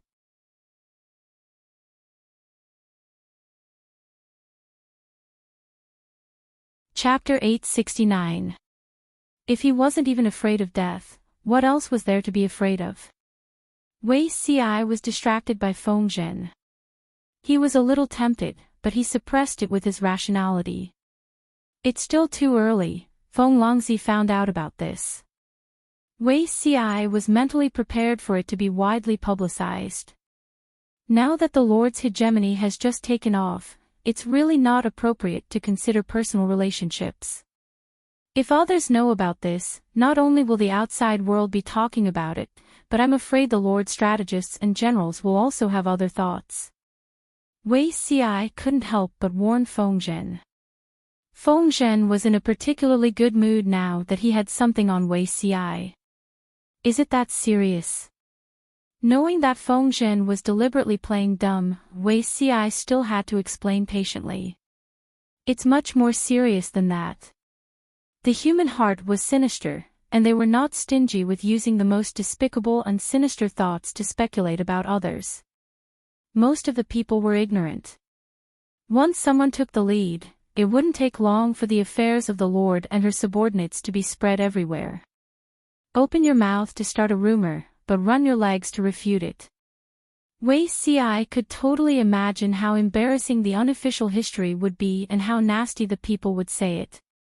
This was just the outside world. Wanzhou would also be in turmoil because of this. Wei Xi being roasted on the fire was secondary. He was afraid that some people would be indignant and think that Jiang Pingji always gave Wei Xi preferential treatment. Once people had such thoughts, there would be more conflicts, and the people's hearts would be scattered. The power in Wanzhou would no longer be united and stable as before. After his rebirth, Wei Xi analyzed his past life many times from the perspective of an outsider. Each time, he made different discoveries and comprehensions. In his past life, the Lord treated her subordinates fairly, rewarded and punished appropriately, and was clear about rewards and punishments. This was one of her strengths. If he wanted to strive for the throne again, this advantage had to be continued. Fengzhen said tactfully, "Zixiao, you don't trust me. Tell me what you can, and never reveal a word about what you can't." Wei Xi snorted. Of course, he knew that Fengzhen seemed to be unrestrained, but he was actually very careful. "I hope so." Fengzhen said to Wei Xi, "I've always felt that something was wrong. Although you didn't say anything, I always felt that you had a lot on your mind. You're sensitive and thoughtful. This is both your strength and your weakness. If there's something that's hard to say, you can tell me. Why do you have to suffer?" No matter what sorrowful things were, once they were spoken, they would feel carefree. Wei Xi sneered coldly. If he were to treat Fengzhen as someone he could confide in, wouldn't the other party be able to grasp hold of his weaknesses? If Fengzhen threatened him with this and asked him to cover for him, help him skip work, secretly drink, and visit brothels, what should he do? Don't think that Fengzhen wouldn't do something like that. Wei Xi knew very well what kind of unreliable things Feng Longzi had done in his previous life. He bullied Li Yun, Dian Yan and the other generals, who were all honest people. He cheated them of their salary to buy wine and often skipped work. His crimes were too numerous to list. Happiness should be enjoyed in time. How can it be delayed? Fengzhen said. When people live to 100 years old, what they seek is to be free and unfettered, to enjoy themselves in the moment. Therefore, he could not understand why Wei Xi was so cautious and indecisive, hoping to have the best of both worlds, but in the end, he could not get anything good from either end. He who is sensitive and thinks too much will not live long. Perhaps there were more inside stories that he did not know, but from what Fengzhen could see, if Wei Xi continued on like this, he would only hurt himself and others. No, not necessarily hurting others, but definitely hurting oneself. He rolled up the blanket and went to sleep, leaving Wei Xi stunned on the spot with a thoughtful look on his face. On the other side, Li Yun also obediently hired an iceman to hunt a pair of wild geese. The 3 letters and 6 rights were all there. Due to the special circumstances, the whole process only took about half a month. Qing Jing completed the task that Huang Song had given him perfectly. He had quietly returned with a secret letter from Jiang Pingji and did not attend the wedding. Although time was tight, Jiang Pingji did not mistreat Shang Wanwan. Everything that needed to be prepared had been prepared for her. It was as if she was marrying her younger sister. Speaking of marrying her younger sister, Jiang Pingji was also experienced. She only cared about the overall situation, and the other details would be taken care of by others. A few days before the wedding, the smile on Li Yun's face never disappeared. Not only did he walk with the wind, but he also floated. However, Shang Wanwan was perturbed and restless. She always felt that everything now was beautiful like an illusory dream. Once this dream was pierced, she would be beaten back to the cruel reality and continue to be a widow who was tortured by others and could not see a future. In the words of the Livestream's audience, this was called premarital anxiety. Jiang Pingji was busy with work, so she could only entrust Hui Jun to help her ease Shang Wanwan's worries, so that Wan would not overthink things. Huijuan's thoughts were exquisite and incisive. Every sentence she said hit the nail on Sheng Wanwan's head, and the knot in her heart was easily resolved. Under the anxious anticipation of the two newlyweds, the day of the wedding finally arrived. As the first bachelor in the Wanzhou group to get rid of a single partner, Li Yun was not only handsome and likable, but he was also popular, so basically all the colleagues who could attend were present. Feng Jin's wife, Wei Jingxian, even played the role of a blessed wife and helped Sheng Wanwan wring her face. Sister Jingxian, I'm a little nervous. Sheng Wanwan was no longer that immature girl. The last time she got married, she felt that she was not attending a wedding, but her own funeral. But today, her little heart was thumping uncontrollably, making her feel helpless and flustered. Today is the wedding, so you can't speak carelessly, Wei Jingxian said with a smile. Forget everything that happened in the past. Sheng Wanwan was still nervous. She involuntarily clenched her hands under her wide sleeves, leaving shallow fingernail marks on her palms. Li Yun came to fetch the bride on time, and the smile on his face became even more radiant. His life goals were very simple: to take care of his master, marry a wife, and have children. Now that he had both, he was naturally beaming with happiness, smiling so widely that only his teeth could be seen. Feng Jin's Chongqing and Feng Jin's Feng Yi became virgins. Chongqing was still young, so she happily rolled around on the bed in the bridal room a few times. Feng Jin's only son, Feng Yi, on the other hand, kept a straight face and silently sat on the bedding. He stayed for a while symbolically before coming down. Feng Yi was the child of Feng Jin's deceased wife. His appearance was like Feng Jin's, but his temperament was like his mother's, extremely reserved. Because he was born prematurely, Feng Yi was slightly weaker than Feng Jin and rarely appeared in front of others. When the crowd saw Feng Yi, they were so shocked that they forgot how to speak. A guy like Feng Jin, who had no boundaries, actually gave birth to a serious and refined son. It was a genetic mutation. Hello, uncles. Feng Yi bowed obediently. At such a young age, he already had the demeanor of a gentleman. Today is Uncle Hanmei's big day. You don't have to be so formal. Feng Zhen caressed his son's hair and casually dismissed him. He had no choice. With his own son by his side, he couldn't drink to his heart's content. You have to have the demeanor of an elder brother. Don't bully the weak. Feng Yi looked frail, but his demeanor was excellent. He really lived up to the name Feng Zhen had given him. The crowd was dumbfounded. They thought that a prodigal son like Feng Zhen would give birth to a son who was extremely daring and dared to dance on his grave. But what happened? Good bamboo shoots come from evil bamboo. Feng Zhen's face immediately darkened. Who was he calling an evil bamboo? Wanzhou was extraordinarily lively, but elsewhere, the atmosphere was extremely solemn. You don't like it? Lu Shi held a letter in his hand. It had been sent urgently by someone from Jiangpingji half a month ago. In front of him knelt a handsome young man of about 13 or 14 years old.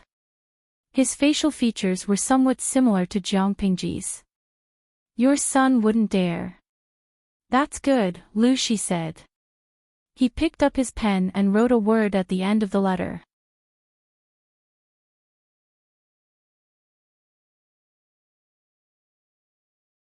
Chapter 870. Today was Han Mei's wedding day. Jiangpingji released a notice a few days in advance. The viewers on the red bullet screen were already rubbing their palms and rubbing their hands. They displayed the super-fast hand speed that they had gained from being single for more than 20 years. Under the mad scramble, the ratio between red and blue reached 24:1. There was a total of 816,000 viewers in the 850,000 live stream channel. Even so, there were still quite a number of red bullet screen viewers who complained about the blue bullet screen. When Su Ku and Xuanmei got married, Jiang Pingji was only a level 4 streamer, and the upper limit of her streaming room was only 150,000 viewers. When it was Liyun and Sheng Wanwan's turn to get married, Jiang Pingji was already a level 6 streamer. The upper limit of her streaming room had reached 850,000 viewers. One could totally imagine how crazy the rewards on this day were. Not to mention the small rewards, the large rewards that were announced in the live broadcast room were even more explosive. They filled every corner of the live broadcast screen and did not stop for a long time. If the audience did not block the reward effects, they would not be able to see the live stream at all.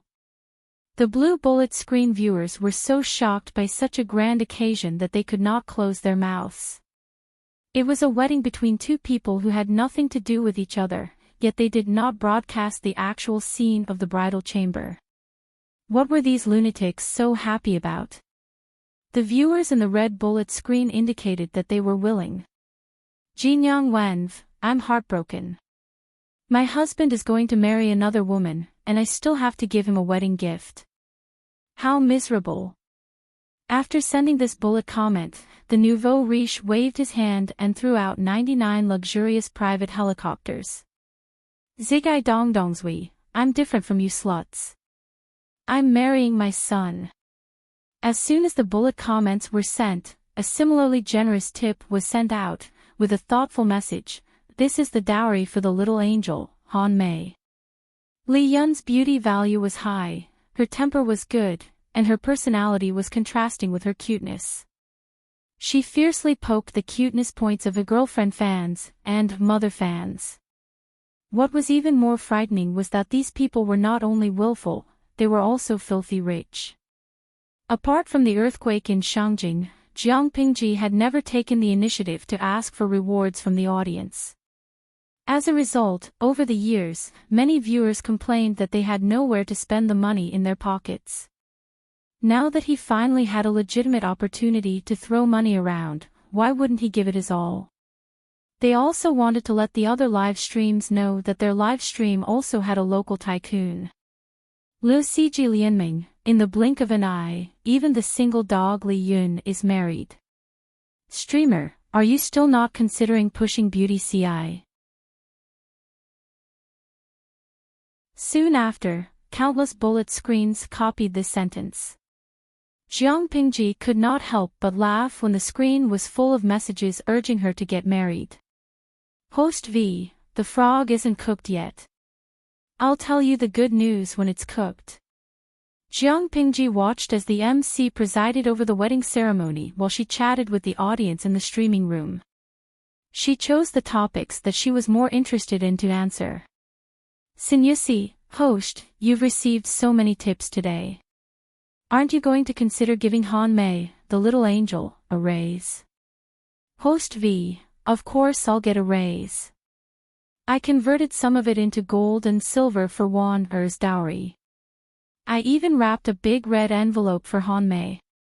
Jiang Pingji rarely interacted with the audience. Seeing that she was in a good mood that day, many people in the streaming room spoke up enthusiastically. Hallelujah, by the way, today is Angel Han Mei's wedding. As the host, you can't just increase your salary. Host V, that's true, so I've prepared another super big gift pack. It's definitely a surprise. Jiang Pingji smiled mysteriously. The salted fish's curiosity was piqued. However, she kept them guessing and refused to divulge any information. The wedding this time was very different from the weddings that the audience had in mind. The most obvious difference was that the bride did not have to wait in the bridal chamber. They could change into wedding clothes and socialize with the guests together with their husbands. Jiang Pingji was chatting privately with the audience when two newlyweds came to her and toasted. Looking at the joyful Li Yun and the bashful Sheng Wanwan, she suddenly had the illusion that she was marrying off her daughter after her son was married. After drinking the wine, Jiang Pingji suddenly said, I've sent a special gift to both of your residences. You can open it tomorrow and have a look. Remember, you can't look at it today. That thing. It's a little inauspicious. I'm afraid it'll spoil your happiness.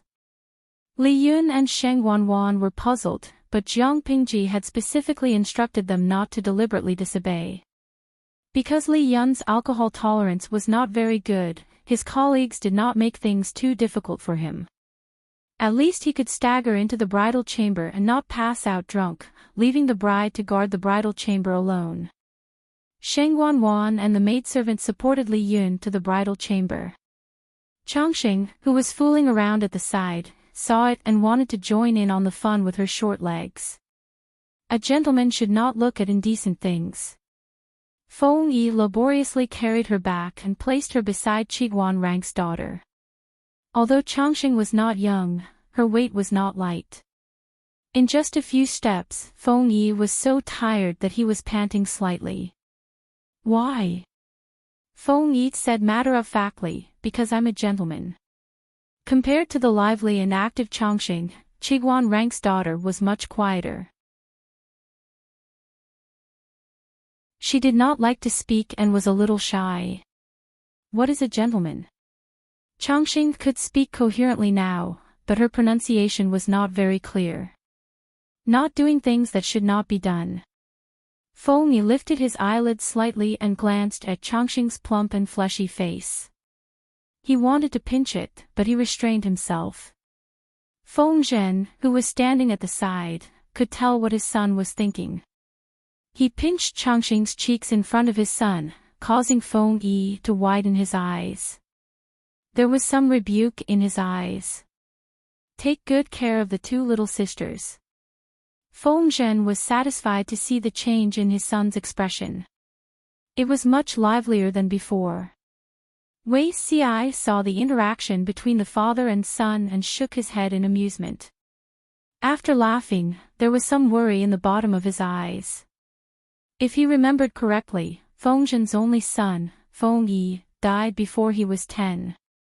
Speaking of the reason for Feng Yi's premature death, it was rather sad. At that time, Feng Zhen was already in his 30s.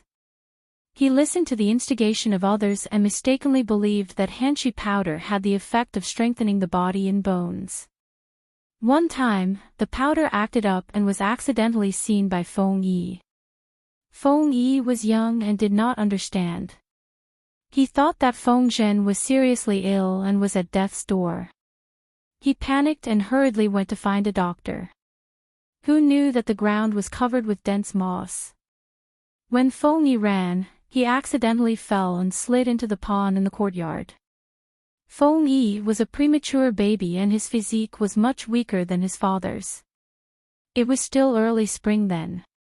The cold wind blew and the pond water was bone-chilling. Feng Yi suddenly fell into the water and naturally fell sick. The illness went deep into his lungs. In less than 2 days, he died prematurely. Now, Feng Zhen had already quit using hanshi powder. Maybe Feng Yi could grow up smoothly. However, if Feng Yi grew up smoothly, would Feng Zhen still have the idea of remarrying and giving birth to Feng Yu with the second wife? Without Feng Yu, wouldn't there be one less trustworthy person to assist Jiang Yan?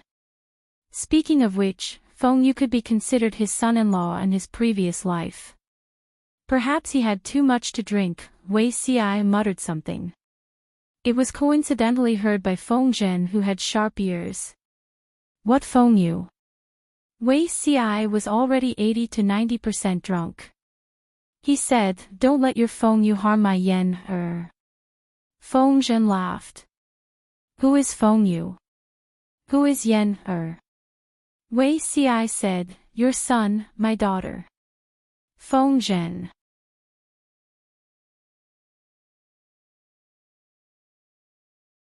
Chapter 871. TSK, daydreaming isn't considered a skill. If you're really capable, you should express your feelings to the Lord.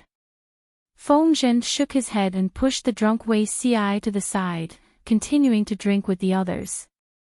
On the other side, the newlyweds in the bridal room were so nervous that their palms were sweating. The two of them drank the nuptial wine, not daring to look at each other for a long time, as if one more look would set them on fire. Sheng Wanwan stammered to find a topic, suddenly remembering Jiang Pingji's mysterious gift. Li Yin's mind was filled with thoughts of his sweetheart. How would he have the time to be curious about the guest's gift? It's getting late, why don't we rest early? Every minute of the night was worth 1,000 pieces of gold, it couldn't be wasted. Okay. Her voice was like the buzz of a mosquito, as light as a swan feather, but it was heavenly music to Li Yin's ears.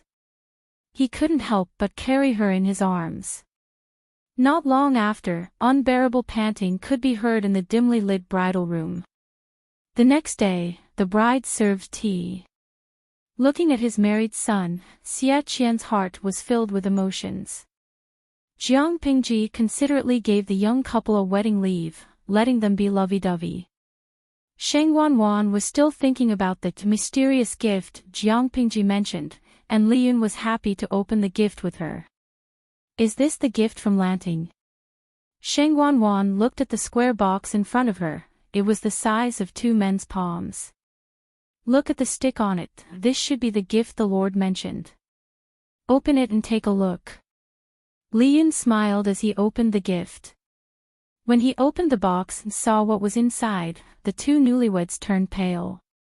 Sheng Wanwan was so shocked that she took half a step back. There was nothing else in the box, only an urn made of cinerary ash.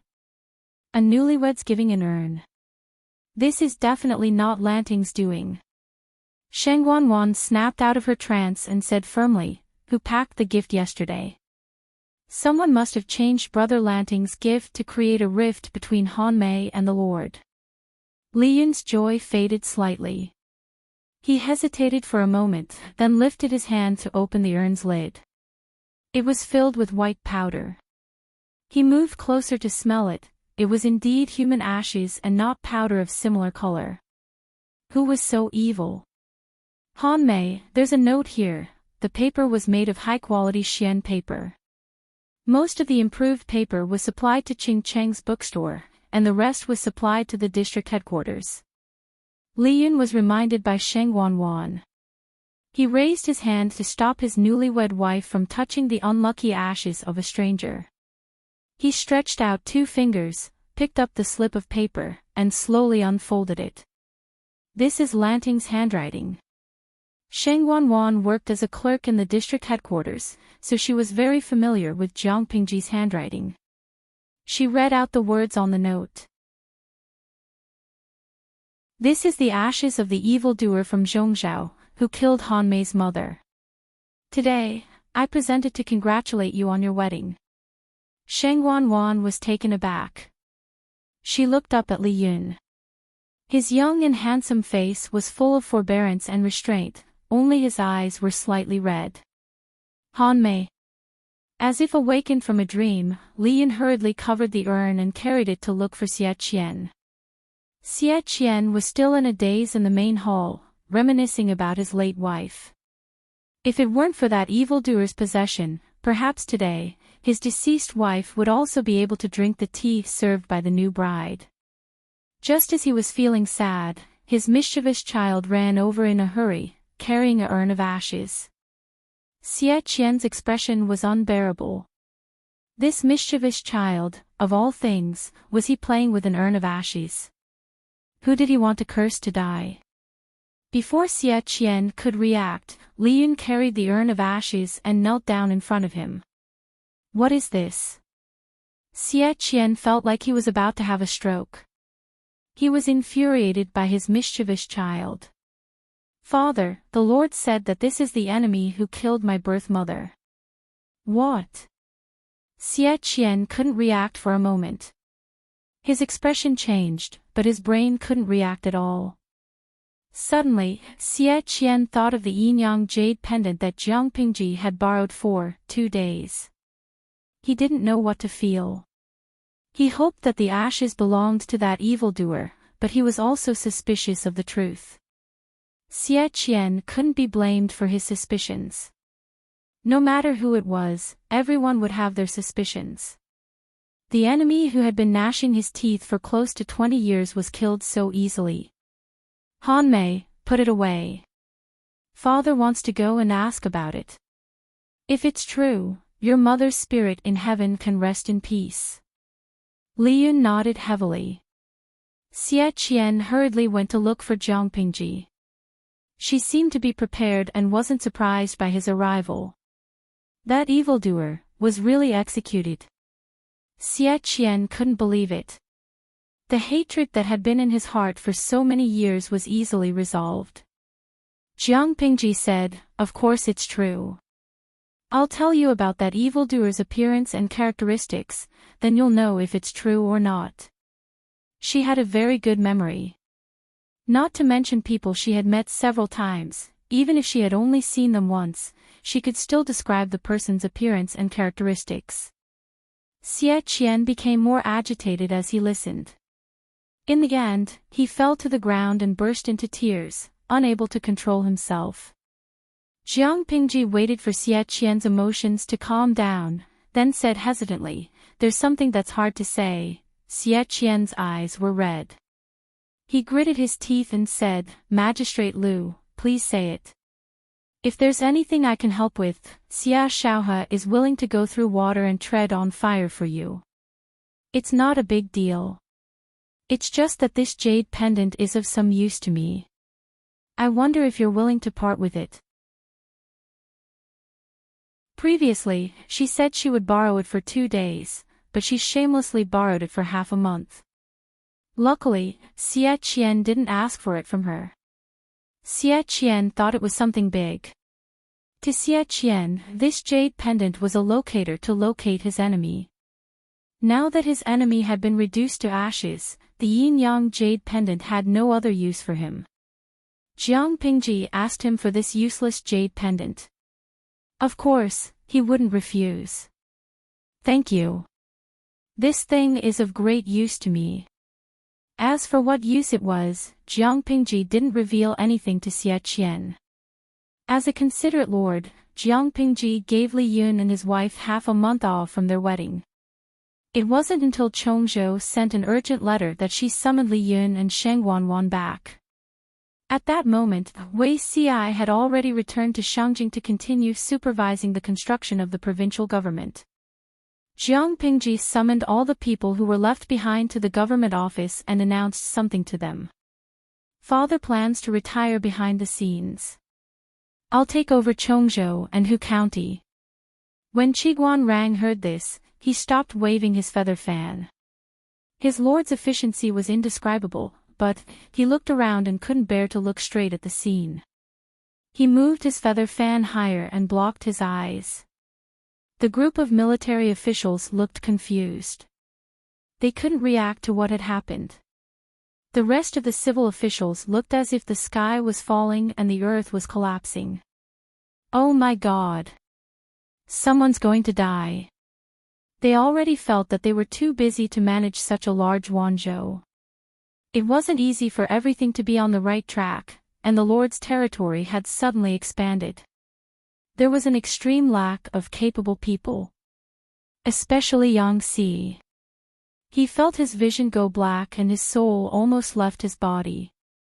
She had finally finished her official duties in other places and wanted to come back for a breather. She was stunned by the news before she could even sit down. "Why is it so sudden?" Jiang Pingji said, "It's better to be prepared in advance." Their opponent was the north borderline. If they didn't make preparations, sooner or later they would fail miserably. Yang Xi said with some difficulty, "But Chongzhou and Hu County. I'm afraid it won't be easy to intervene." Liu Shi had managed Chongzhou for 4 to 5 years and Hu County for more than 10 years. The people under him might not be willing to listen to Jiang Pingji. "Even if it's not easy to intervene, we have to intervene. Whoever dares to resist, will just find a reason to get rid of them." Jiang Pingji's gaze was somewhat fierce.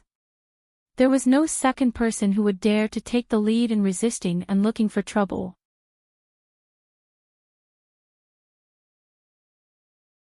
Chapter 872. He felt a toothache. How did he end up with such a lord? Arichi grumbled in his heart, but did not show it on his face. Arichi stepped forward and said, "My lord, if that's the case, I'm afraid it will put you in a difficult position, R.O. What's so difficult about it for me?" Aryang-si said helplessly, "The old master has been in Chongzhou for many years. Hu County was managed by him. The former is still manageable, but the latter are probably the old master's trusted subordinates. These two places have their own rules. If we interfere decisively, those old men will take advantage of their seniority and bring this matter to the old master. Won't we drive a wedge between the lord and the old master?" Shi was willing to step back, but it did not mean that he had completely disappeared from the face of the earth. Would the old men who had followed Lu Shi by Jiang Pingji's account and not secretly trip her up? If this problem was not solved, no matter how good the father-daughter relationship was, it would not be able to withstand the discord and instigation. Sooner or later, there would be trouble. Since ancient times, how many fathers and sons did not get along and brothers fought each other? Jiang Pingji lifted her eyelids and said, "Father has already stepped back. All the matters of Chongzhou and Hu County are decided by me. Those old men want to take advantage of their seniority in front of me. Even father can't protect them. I will make things clear to father." Aryang-si heaved a sigh of relief and said, "That's good." Jiang Pingji asked around, "Are there any other questions?" Everyone did not speak. It was obvious that there were no objections. They knew very well that they would have to fight with the north borderline sooner or later. If the lord was willing to plan early, it was better than making a last-minute effort. The generals were already in a daze. Their slow brains finally connected with the others and they were secretly delighted. In their opinion, the lord would take over the power of Chongzhou and Hu County. The busiest people would definitely be civil servants. Little did they know that working overtime was a group activity. No one could escape. After a while, Jiang Pingji said to the crowd, "I don't have any objections for now. Take a look at this." She gestured to Warner. Warner got the order and stood up with a smile. She distributed several booklets to everyone. Shengwanwan was not only the administrator of the women's department of the government office, but she was also the female teacher of Wanzhou Academy. Ever since Xie Qian had fled from Zhongzhou to Wanzhou with Wan Xian, Jiang Pingji had abducted this great scholar of Zhongzhou to enlighten the students of the academy. In order to take over Shengwanwan's teaching job, she selected someone from the women's department of the government office and asked her to teach the female students of the academy. After the divorce, not only did Li Yun return to work, even Shengwanwan returned to the government office and became Jiang Pingji's assistant. Li Yun anxiously watched as his wife walked in front of him and handed him a booklet bound with fine thread. Arichi reached out to take it and secretly stroked Shengwanwan's delicate and soft hand with his fingers. His heart fluttered, but unfortunately, he was woken up by her slap. You're not serious." Shengwanwan muttered softly. Li Yun felt wronged. Ignoring this interlude, Shengwanwan distributed everyone's booklets, then returned to her original position and sat up straight. Arichi tilted his head and asked Li Yun, "Han Mei, what's written here?" Everyone's level of education was different, but Dian Yan was completely illiterate. Li Yun looked at Dian Yan's booklet, then looked at his own booklet. Strangely, he found that the contents of the booklets were exactly the same. The so-called exactly the same was not only the content of the words, but even the size, shape, and horizontal and vertical strokes of each word were the same. Even he noticed this problem, not to mention the other meticulous strategists. Among them, some already knew the reason, such as Chiguan Rang and Su Ku, while others were full of doubts. Jiang Pingji said, "I know what all of you are doubtful about. We'll talk about this later, everyone. Do you know what was the most hateful thing?" She refused to continue halfway through her sentence.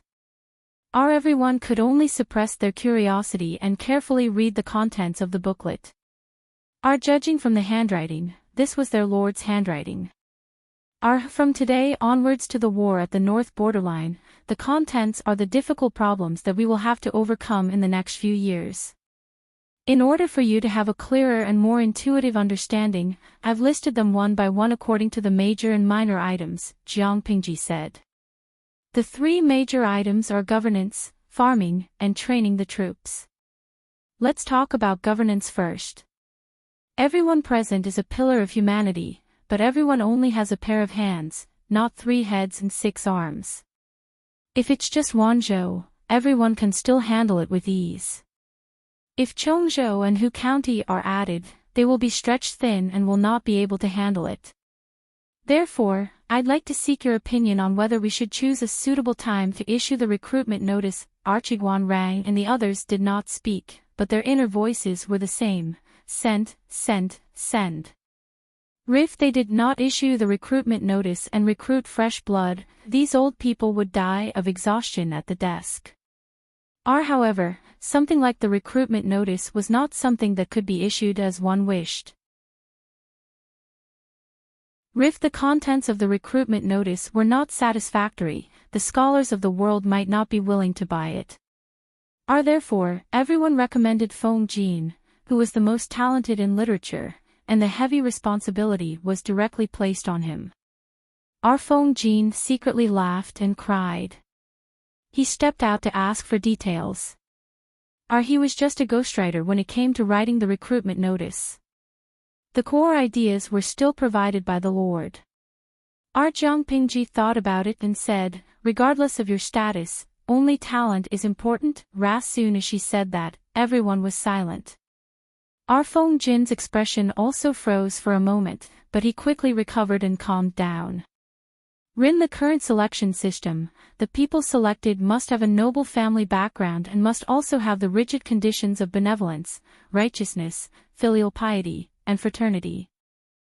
Take Dongqing's evaluation system as an example.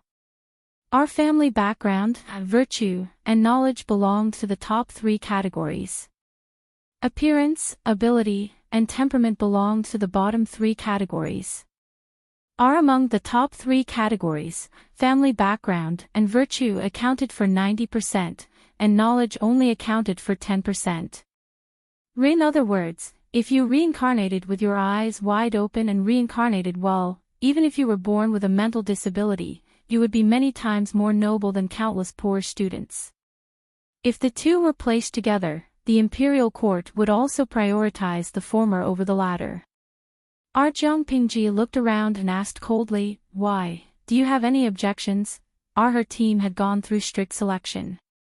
Except for Feng Jin, who was tall, rich, and handsome, the others were only tall and, from the perspective of a poor scholar, they could not possibly object to Jiang Pingji's suggestion.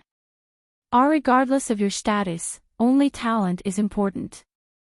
How many poor scholars' hearts were expressed in these few words? Many poor scholars did not lack ability, but their family background was not good enough.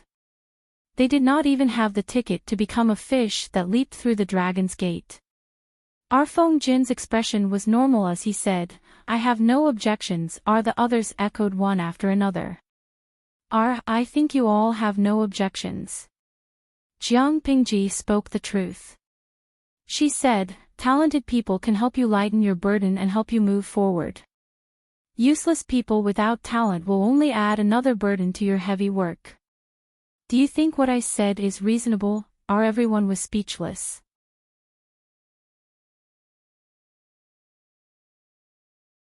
Chapter 873. The time was still too short. If Jiang Pingji was given another 1 or 2 years, she would be able to cultivate a group of talents with a basic foundation. As for the core talents, the cultivation period was even longer. She could only use the recruitment order to recruit people who would be loyal to her. Archiguan Rang lowered his head and flipped through the book. He saw that there were a few smaller items behind the main item, governance. The recruitment order was one of the smaller items, followed by the words, bookstore. R. Zhangpingji said, I'm afraid that the recruitment order alone won't be able to tempt the scholars in the world, so I plan to announce an important decision. Everyone's heart skipped a beat. When their lord did not cause trouble, the trouble she caused could make them tremble in fear. Now it was obvious that she was going to cause trouble. How could it be a small matter? Zhangpingji did not say anything else. She gestured for Sheng Wanwan to fetch the things. They were also carried on plates, but the previous books were light and thin. The books that were brought up now were all very heavy. These books are for the children of the academy to start learning. In addition to the main text, there are also annotations carefully organized by Mr. Ching Ching. Hearing his father's name, Qing Yuan's eyes lit up. After getting a book, he hurriedly opened it. After reading the contents, Qing Yuan understood why his father always walked with the wind, as if he was radiating the second spring of his life. The words in the main text were relatively thick, only a little smaller than a copper coin. It looked very easy to read, neither laborious nor harmful to the eyes. The words in the annotations were smaller and more detailed than the main text. The content was all in the vernacular. Even an ordinary person could understand it after reading it once. In addition, there were small strange symbols between each sentence. Feng Jin vaguely discovered something. He could not wait to read it again in a low voice. When he encountered those strange symbols, he subconsciously paused. He suddenly understood the function of the symbols. They were all used to punctuate sentences. Looking at the repeated symbols, he suddenly sucked in a breath of cold air. It was obvious that these symbols were not scribbled. Each symbol represented a specific meaning. Not only Feng Jin, but Yang Si and the others also noticed it. Qiguan Rang forcibly suppressed his surging emotions. His fingers swiped across the pages and he quickly flipped through a few pages. He discovered that this primer was not empty talk. The format was uniform. It could be 3 words in a sentence, or 4 words in a line. It was easy to read. The text was popular, easy to read, and easy to remember. It included common sense, traditional sinology, historical stories, and positive life principles. These books were naturally the 3-character classic, 100 family surnames, and other teaching materials that Jiang Pingji had obtained from the audience many years ago. However, other than the 100 family names, Jiang Pingji had changed the other teaching materials beyond recognition. Because the history of the audience's dimension was different from the history of her world, many phrases and allusions could not be used. Jiang Pingji had a good memory and could be said to be well read. She simply followed the template and modified it. Not only did she have to eliminate the non-existent allusions, but she also had to eliminate the extreme and ignorant thoughts one by one. Extract the essence and discard the dregs. After some major changes, she also added a lot of content about this world, such as the deeds of Su Gong of the previous dynasty. She gave the draft after the major changes to Ching Ching. Ching Ching read it and was so excited that he could not control himself. He made a second major change to the teaching materials. Taking the 3-character classic as an example, the original version of the teaching materials had more than 1,100 words. After Jiang Pingji and Ching Ching worked together to make major changes, it was expanded to 3,656 words. Ching Ching even asked the Zhongzhou great scholar Wan Xian to annotate it and clarify the meaning of each sentence. After some changes, the first edition of the basic teaching materials had a total of 21 books. After a cursory look, there was only one thought in everyone's mind. This set of books was enough to make people go bankrupt, right? Don't think that they were exaggerating. If Jiang Pingji did not play around with rice paper, going bankrupt would be considered a light punishment. Nowadays, the mainstream writing materials were mainly bamboo slips. The more extravagant people used silk books, and the more extravagant people used bamboo paper. In fact, before the appearance of bamboo paper in Hejian, the nobles and gentry used the valuable Kai-ho paper. Our bamboo paper was technically improved on the basis of Kai-ho paper. It was by no means the first. Otherwise, how could Gu Min keep such a precious paper-making technique? Our bamboo paper had a material limitation and was difficult to mass-produce. Jiang Pingji's rice paper was made from sandalwood. The rice paper produced was better than what the audience had imagined. As for sandalwood, it had a strong vitality and a short growth cycle. After the sapling was planted, it could be used as raw material for rice paper in 2 or 3 years. Chongzhou was full of sandalwood. This was one of the reasons why Jiang Pingji asked Lu Shi to go to Chongzhou. In other words, the value of this set of books was far less than what everyone had imagined.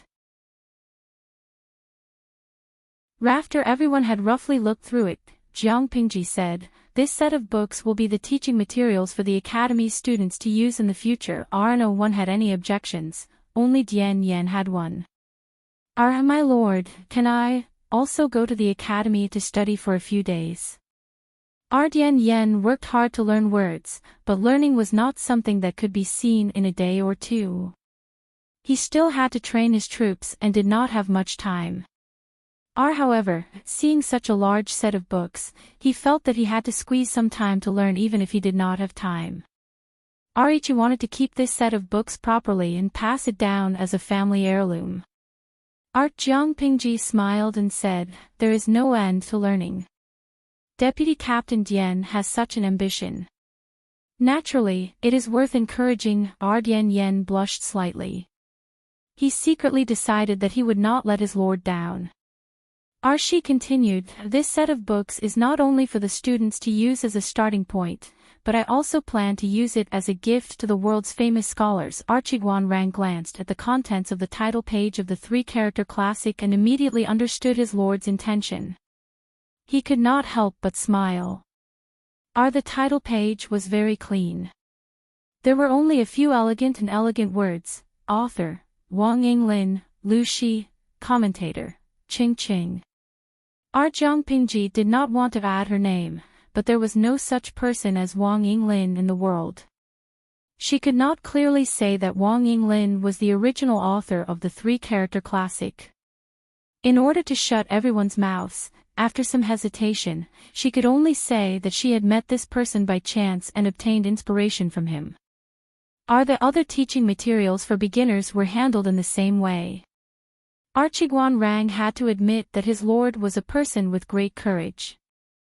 This set of books was given to the world's famous scholars, not for anything else but for one thing: to create momentum.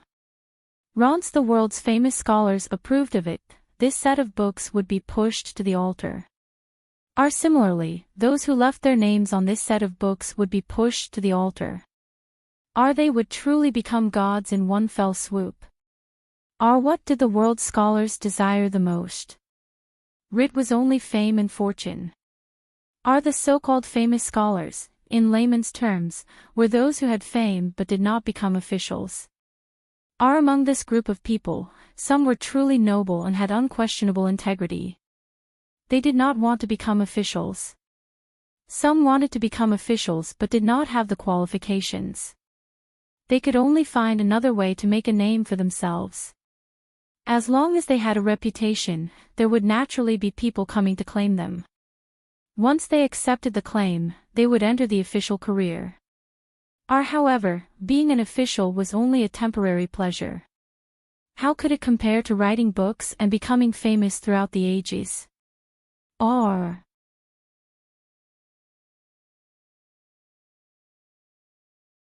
Chapter 874. Famous Scholars. Except for a few people who saw through Jiang Pingji's plan, everyone else felt their hearts ache. This set of books was definitely a treasure that was hard to find. It was more than enough to be a family heirloom. Their lord was rich and overbearing. Not only did she want to donate it to the Academy, but she also wanted to give it away for free. In their opinion, the cost of this set was no less than 200,000 strings of coins. How could she give it away just like that? Yen Yen and the others felt their hearts ache. Their cheeks twitched slightly. They wanted to say something to stop her, but none of them knew how to persuade their lord not to squander. Mang Hun, who had been in the background, opened his mouth. He asked in surprise, "Does my lord want to use this set of books to attract famous scholars?" If that was the case, the price was too high. Rin Dongxing alone, there were no less than 500 famous scholars who were well known. If everyone was given a set, according to the sky-high cost of 200,000 strings of coins, wouldn't the lord suffer a huge loss? Mang Hun had seen many so-called famous scholars with Meng Zhan. In his opinion, most of these people were embroidered pillows. They looked good but were useless. They had nothing to do all day. They gathered together to sing praises, grieve for the coming of spring, and pretend to be coy. They obviously wanted to be an official, but they pretended to be aloof and arrogant. To be honest, they were not good at other things, but they were eloquent and good at gossiping. RTO put it bluntly, many of these famous scholars were more like celebrities.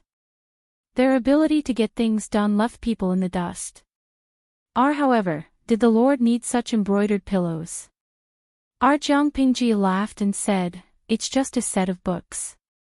How can it attract all the famous scholars in the world? This is just a stepping stone." In Jiangpingji's opinion, the group of famous scholars was a publicity platform. This set of rudimentary books was in their hands. Through their mouths, it would spread at the fastest speed. However, this was only the first step of Jiangpingji's plan. Just a stepping stone. Meng Hun's heart trembled. Of course. Famous people have their own pride. Ordinary things can't move them. Jiangpingji smiled maliciously and said, "We don't need to spend a lot of money. We just need to send them these beginners' textbooks. Smart people will know what to do." Everyone was speechless. This set of teaching materials were all made from the incomparably precious fine Xian paper. There were 21 books in a set, which was far more expensive than gold and silver. Not only was his master a prodigal, but she was also not very good at arithmetic. The generals were heartbroken. Only a few civil officials remained unmoved. Qiguan Rang smiled and said, "My lord is right. If this primer could be put into practice, it would be able to teach all the students in the world, and they could be called the teachers of the world. Not only will his name spread far and wide, his name will also be immortalized for generations to come." Rh purposely emphasized the last sentence. After the general heard this, he vaguely understood, and his complexion became much better. From ancient times till now, only Kong Xing could be called a teacher of all ages. From then on, all scholars set this as their highest goal in life, but who succeeded? Revan, the world-famous teacher, Master Yuan Jing, who taught many students and whose literary name spread throughout the 5 countries, was still not qualified. If this set of beginners' textbooks could be truly perfected and enlighten the people, those who left their names in it were destined to be immortalized for generations to come. Smart people could see the great wealth hidden in it, but stupid people would think it was just children's books. Jiangpingji gave this set of books to the scholars not only to advertise herself, but also to tell them that there was a cake in Wanzhou. This is only the first step. We need to attract talented scholars of virtue and prestige to come and compile the teaching materials together. Jiangpingji smiled and said, "I have a second step here. Which scholar in the world doesn't want to write books? It's just that they don't have the means to do so. How many precious manuscripts have been lost? I have an idea. When we send out the teaching materials, we will announce to the world that we are willing to open the bookstore to publish books for scholars. There will be 20 copies of each book. As a reward for publishing the books, the bookstore will keep 10 copies of the samples. If you don't want to keep the samples, you can only pay for it yourself. This idea could be said to be bold. As soon as she said this, the civil officials, who were originally calm, could not stay calm. This was not something else, it was publishing a book. Which scholar in the world didn't want their ideas and crystallization to be passed down to future generations? If beginners' textbooks could attract famous scholars to join, then writing books could attract the hearts of countless knowledgeable scholars from poor families. At a time when the aristocratic families monopolized the market, the cake that Jiang Pingji threw out was too attractive. It would definitely make countless scholars fight to the death for it. Even though Feng Jin and the others were mentally prepared, when they heard Jiang Pingji's words, their hearts still could not help but beat wildly. Everyone said, "My lord is very kind." Feng Jin's reaction was still considered calm, but Su Ku, Yang Si, and the others' eyes were dark red and bloodshot. Wrongly they knew the pain of the scholars from poor families. The aristocratic families monopolized knowledge and education, thus monopolizing the official positions and power in the court. Why did people always say, "It is difficult for a poor family to produce a noble son"? Was it because the children from poor families were all mentally retarded? Not true. The children from poor families wanted to study, but they could not even find a book. How could the illiterate be a match for the noble son who was well-read? Jiang Pingji's move was undoubtedly carrying a mace and giving a blow to the aristocratic families. Why were the aristocratic families so powerful? It was because they held the most important knowledge in their hands. Every aristocratic family had countless precious books and books. They were born with conditions that ordinary people could not have. After many years of development, the aristocratic families had disciples and officials all over the world. Their power was deeply rooted, and they were united by blood relatives, cutting off the path of advancement for the scholars from poor families. If the sons of concubines from poor families wanted to stand out, they often had to rely on the aristocratic families, be humble, and endure humiliation. RTO put it bluntly, it was a distorted and deformed hierarchy of power. If there was any wealth in the world that was shared by the whole world, it was undoubtedly the written word. Jiang Pingji knew that her actions would cause a lot of resistance. Perhaps it would even cause the aristocratic families to group together and attack her. But this was not important. When Yang Si thought of this matter, his heart sank. Each said hesitantly, "My lord, should we postpone this matter? If it is suddenly spread, I am afraid it will cause controversy among the scholars in the world." Yang Si did not want Jiang Pingji to be hurt because of this. If she fell, there would be no hope for the poor families. Jiang Pingji sneered and said, "Then let them talk. A dog that bites doesn't bark, and a dog that barks doesn't bite. Your lord is rich. I am willing to be a sucker and publish books for others. Why should they be jealous? I have discussed this matter with Mr. Ching many times and have already set a general plan. In addition to the first two steps, I have a third step, which is to set up a book club that is free and open to the public.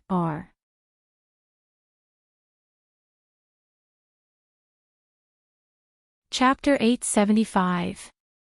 After careful discussion with Mr. Ching, I plan to open the library to the public so that all scholars can enter. Jiang Pingji said this because there was a similar library in the previous dynasty called the Golden Scale Library. The Golden Scale Library was proposed by Prime Minister Huangfu Xiu of the previous dynasty. Its original purpose was to benefit the scholars of poor families. However, since Prime Minister Huangfu's death and his body was dismembered and cooked, the Golden Scale Library became a place that only the nobles were qualified to enter. Jiang Pingji now proposed to build a library similar to the Golden Scale Library. Presumably, all the scholars of poor families in the world would respond. Previously, I said that I would help people write books. With the consent of the people involved, the samples they leave behind will also be added to the library. Or, we can specially open such a place for people to communicate and discuss. Jiang Pingji was sure that if these three things were done well, Wanzhou would become the holy land in the hearts of the scholars of the world. When that time came, she would slowly choose and not worry about not having enough talents. After saying this, Jiang Pingji began to select people. Archiguan Rang and Feng Zhen went to Chongzhou. Yang Si went to Hu County. Su Ku and Feng Jin stayed behind to manage Wanzhou. Arlu Shi agreed to retreat behind the scenes and give all power to Jiang Pingji, but whether she could completely conquer Chongzhou would depend on her ability.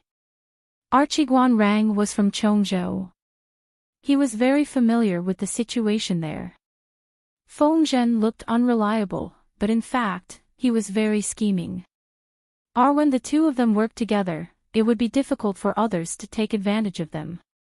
The local nobles in Hu County had been beaten by Lu Shi, so it was relatively easy to conquer.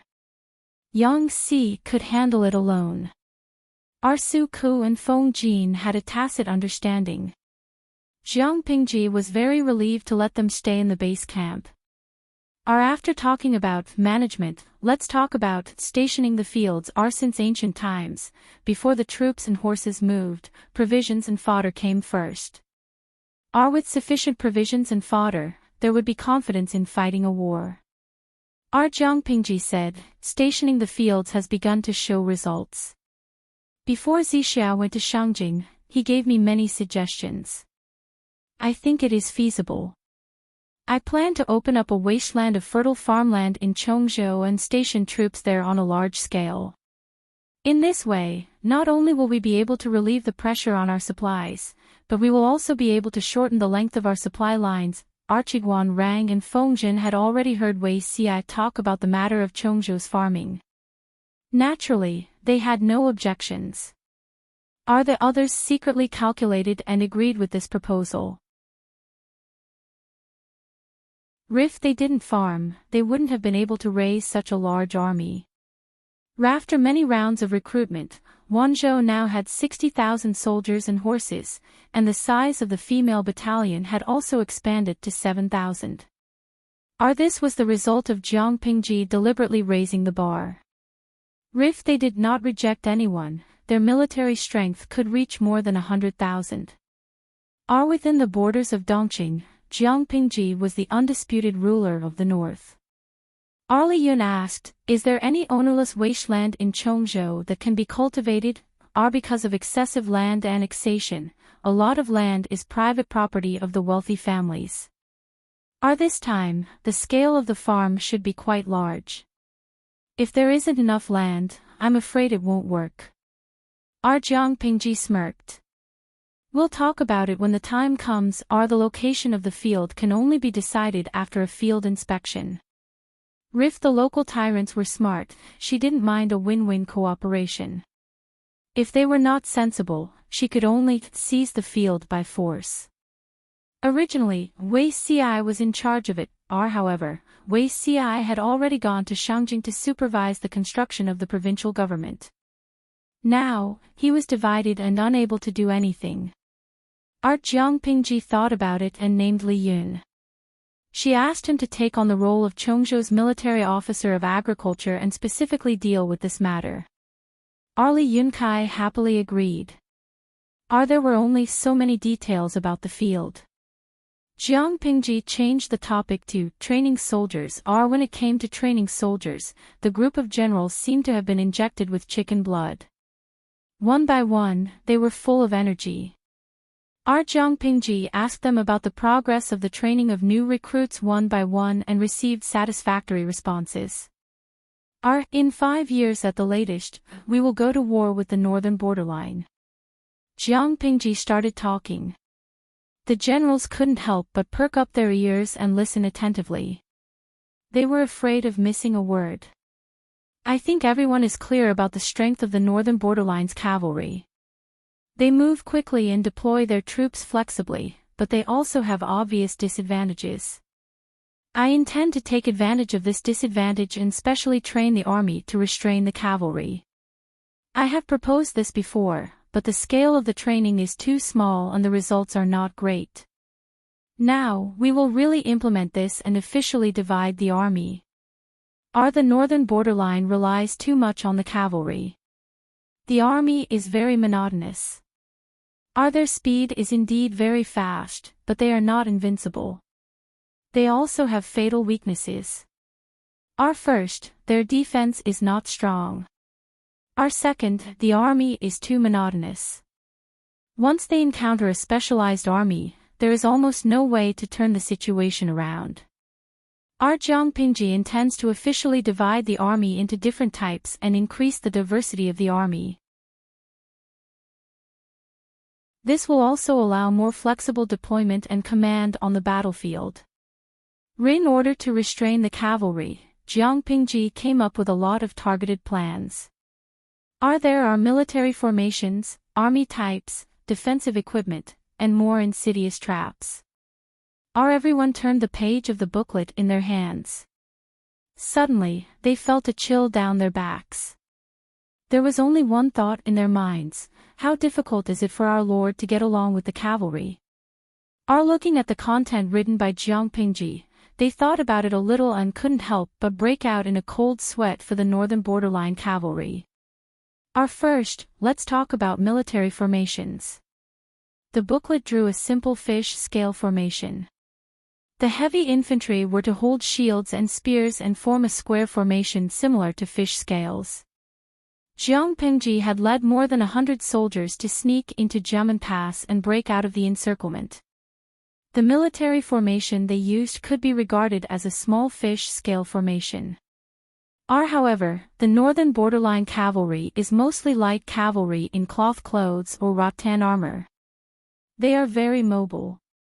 If the enemy is not surrounded, this kind of fish scale formation is not very effective. Then there is the spear formation that everyone is more familiar with.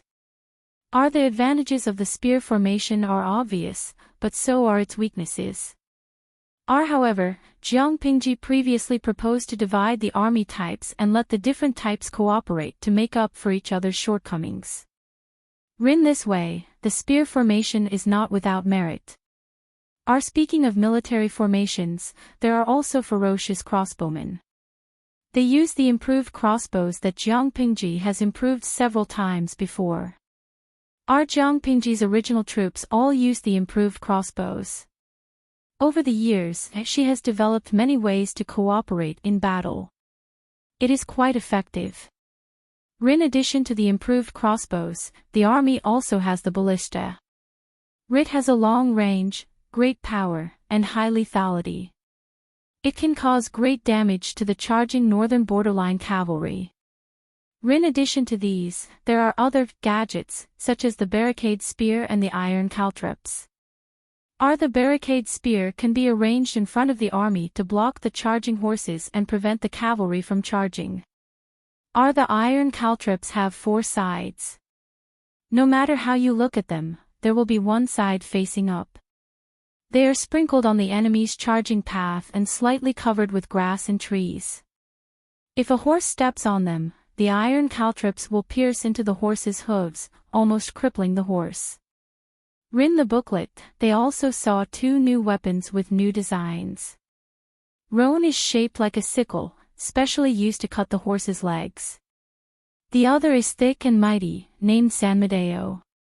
Jiangpingji intends to train special forces, about 5,000 of them, to fight against the northern borderline's warhorses. Compared to the ability to fight on horseback, the northern borderline cavalry is not good at fighting on foot.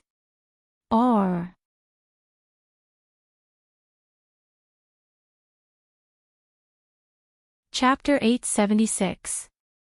The political situation was turbulent and chaos arose. Zhongzhou was ambitious. They wanted to take advantage of the endless war between Nanxing and Dongxing to send troops to take advantage and expand their territory. However, they also had a head full of lawsuits. The internal struggle was unprecedentedly fierce and the lives of the people were getting worse. Perhaps it was because they were nearing their end and followed in the footsteps of Nanqing and Zhongzhou.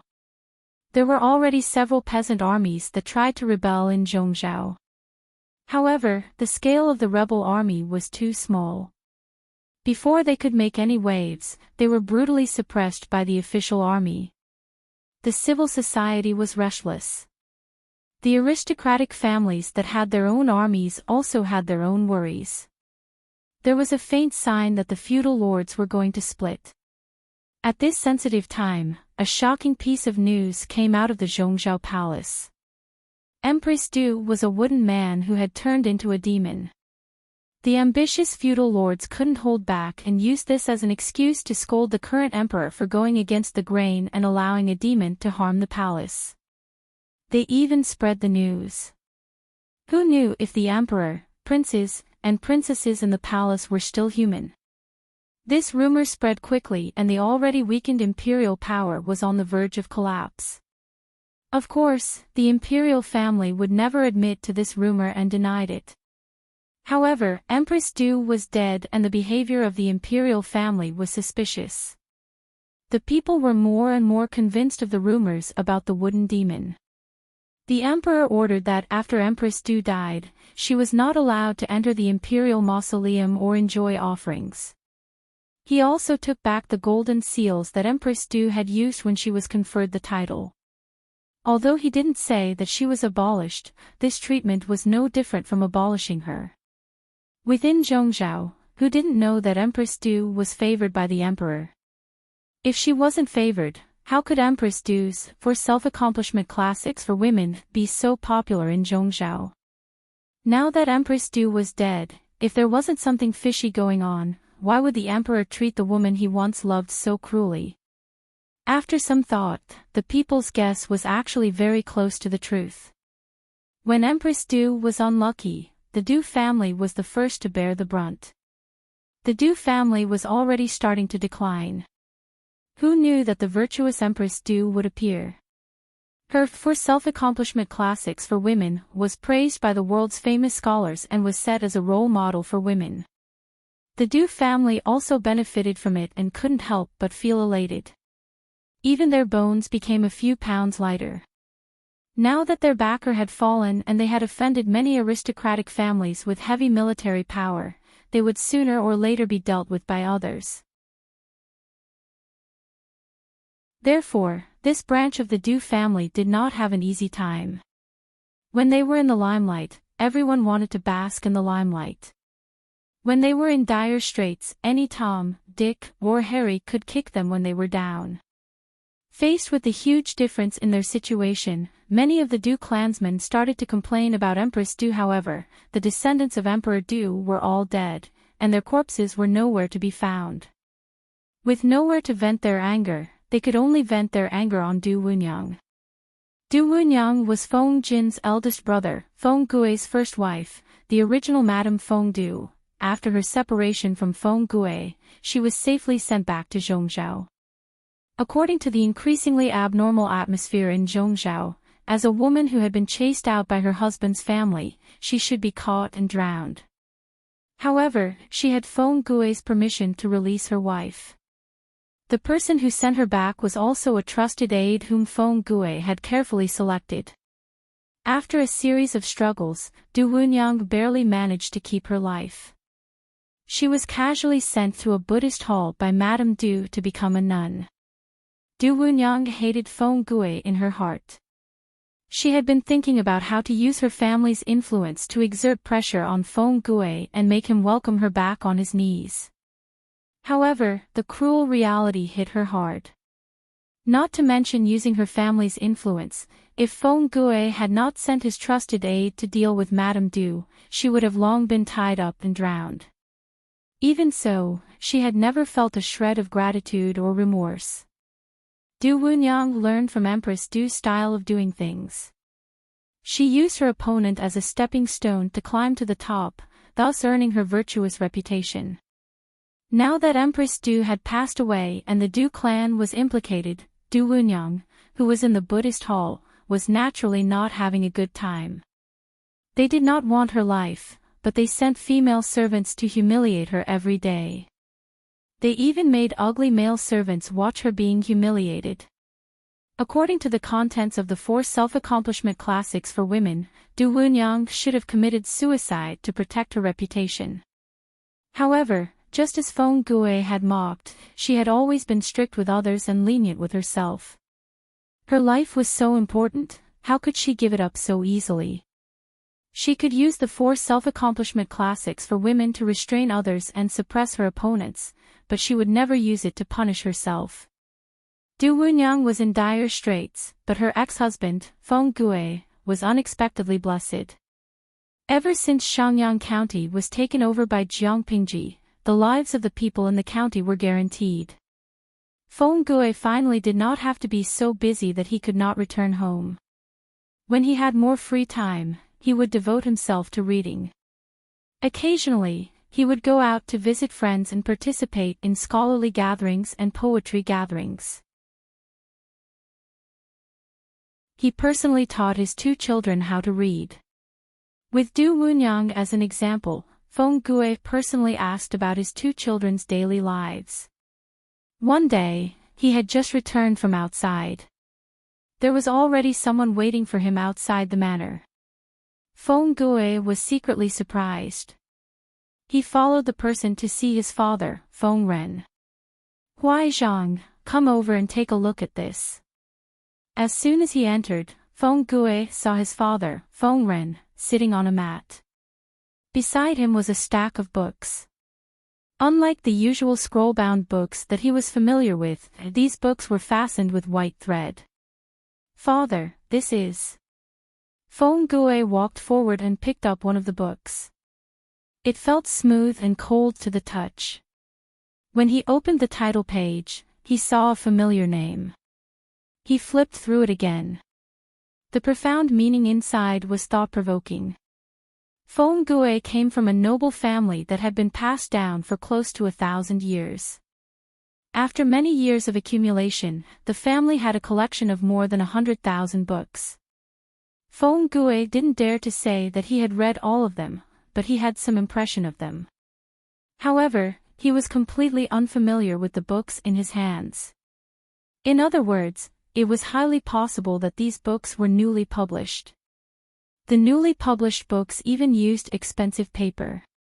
It was extremely extravagant.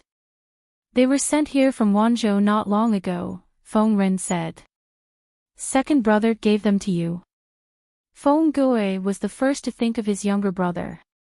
Feng Ren shook his head and said, "That's not the case. These were given to me by the Wanzhou magistrate, Lu Shi. Not only do I have them, but other famous scholars also have them." When Feng Gue heard this, his expression cracked. Not to mention the contents of the books, just the paper alone was worth no less than 200,000 strings of coins. Even if Lu Shi owned a papermaking workshop and was very wealthy, he couldn't afford to squander like this, could he? Gifting one set wasn't enough, and he even gave it to other famous scholars. Feng Ren said, "Take a look at the contents." Feng Gue did as he was told and read carefully. Not long after, he was fascinated. Feng Ren snorted and said, "Lu Shi played a very big game of chess. The bait he threw out was too tempting." Feng Gue agreed with him. He could see clearly that the potential value of this set of books was immeasurable. Feng Ren threw another bomb at Feng Gue, causing him to be at a loss for what to do. The Wanzhou magistrate, Lu Shi, not only generously gifted books, but he also generously expressed his willingness to write books for the world's scholars, Feng Ren said. "Do you still remember the golden scale pavilion of the previous dynasty?" In his letter, Lu Shi mentioned that he wanted to rebuild the golden scale pavilion and provide it to the world's poor scholars for free. "Currently, only I have received this letter. The others have only received books." Feng Gue lowered his gaze and said, "Lu Shi, this is... You're tuning into the LoveLore Library YouTube channel. We're so grateful for your support, and don't forget to subscribe to join us on this incredible journey through captivating stories. Your generosity through donations truly makes a world of difference, as it's the primary source of revenue that allows me to expand and enhance this channel for you. Thank you from the bottom of my heart for being a part of this adventure.